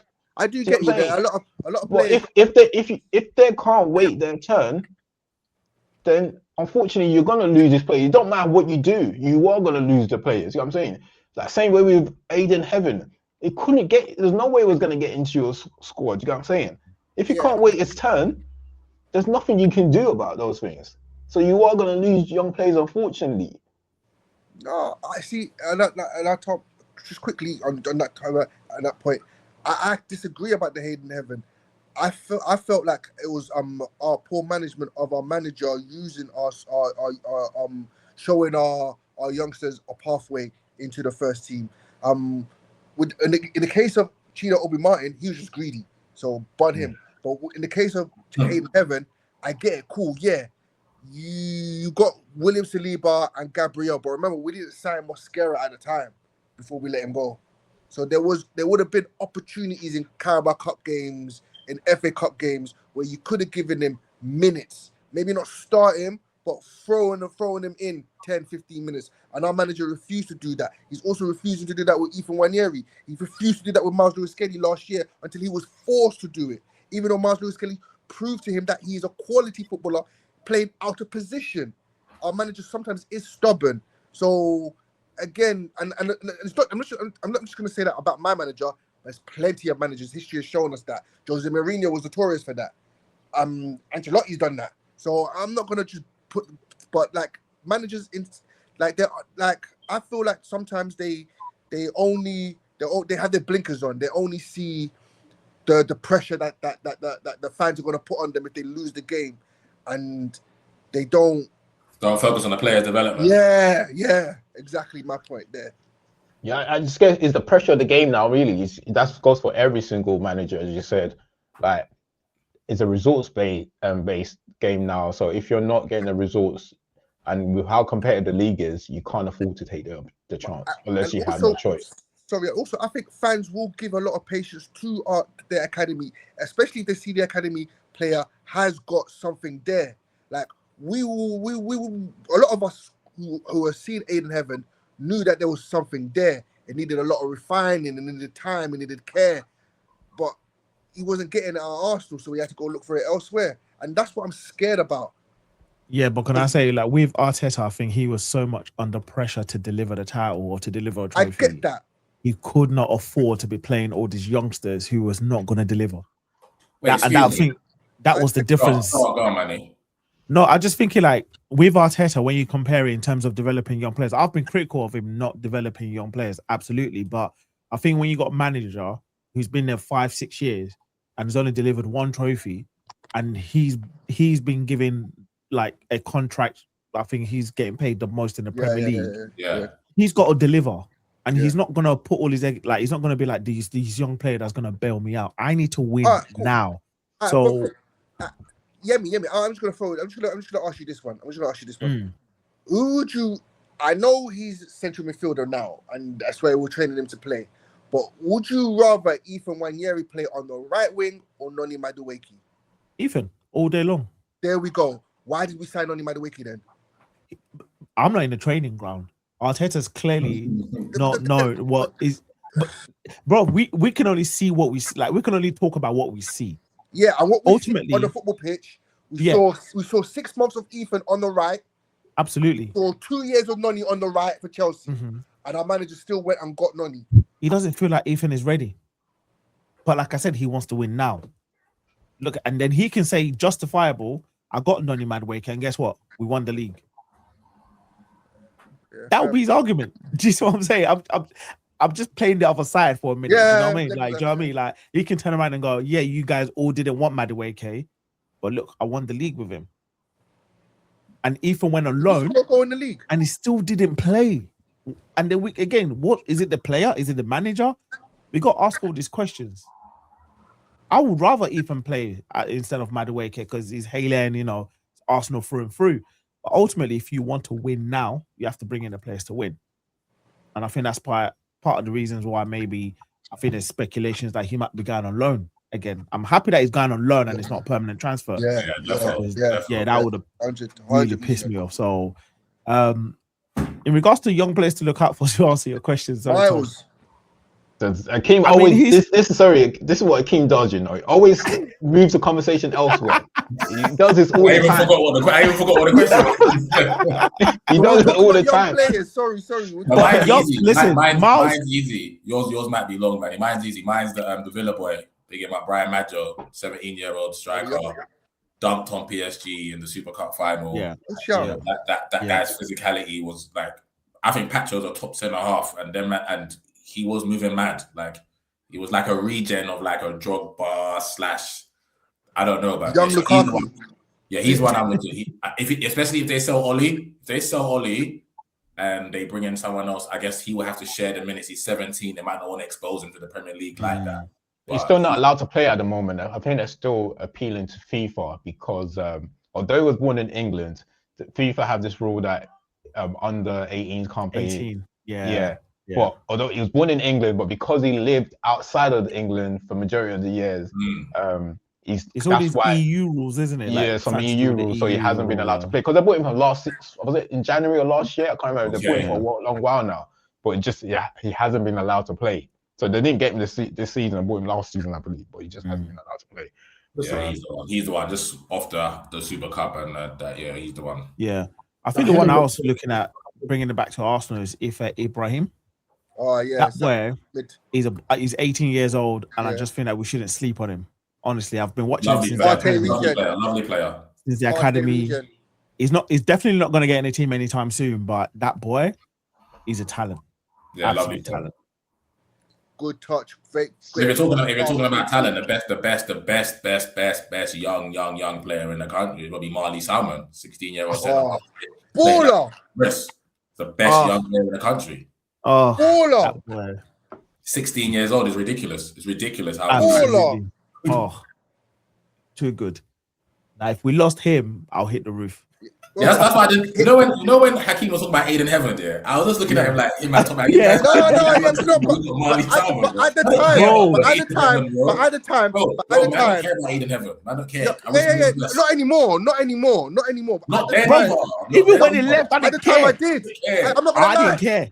At the time I did because he was coming through. He was what 17 at the time, 16 at the time. Marley Salmon was my baby. Like now the last. We knew Marley was coming through at 13, 14. It was already better. But I know. Listen, with Marley and Max, I know they were playing above their years, but still, I don't take that until I see them in the first team playing against grown men. I don't take it seriously. Fair enough. Fair. Good. Sai, do you have anyone to mind? Well, I don't know. Like, talk about the Super Cup. That Hemming, is it Hemming or whatever? Like, as in Villa play, he looked like he would be. Oh, the left winger. Yeah. Well, light skin brother. Yeah. Mixed face look. I don't know if he counts a young player anymore, but want to see if Krupi is able to replicate what he did last season, or go one beyond that as well, actually. So, yeah, I'll be looking out keenly to see if he's. You say Kubi Junior? Yeah. We talk about Kubi Junior. Yeah. It's a shame it's a massive shame about the injury, though. Massive shame about the injury. See, now that's a player that would have gone for if he didn't get injured. Yeah, massive shame about the injury. Yeah, but it seems like he's at like a good club to showcase himself for next season anyway when he does come back. So yeah, that's going to be looking at. Cool. All right, look, boys. I think we've been here for long. I'm just going to release anyway. I know it's almost 2 hours. I'm going to release our ears and I'll try and chop some of it up as well. But thanks, boys. Thanks for joining. It's been great doing the preview. Season starts on Friday. Hopefully we link up during the course of the season just to see how the season getting on. I can't wait for Manny's match reactions, the angry ones, the reactionary ones. Look at this. We're the champions. We're the champions. Look, see this, right. All right, thanks, people. Thanks for tuning in. Please don't forget to subscribe to the channel. And I just say quickly, so I told him about you up, Saeed, and Tom, I love you like my brothers. You are both invited to the parade next year. Okay? That's my open invite to you both to join us at the parade next year. We're already planning for it. We'll see you there. All right. Peace out. See you later, boy. See you later.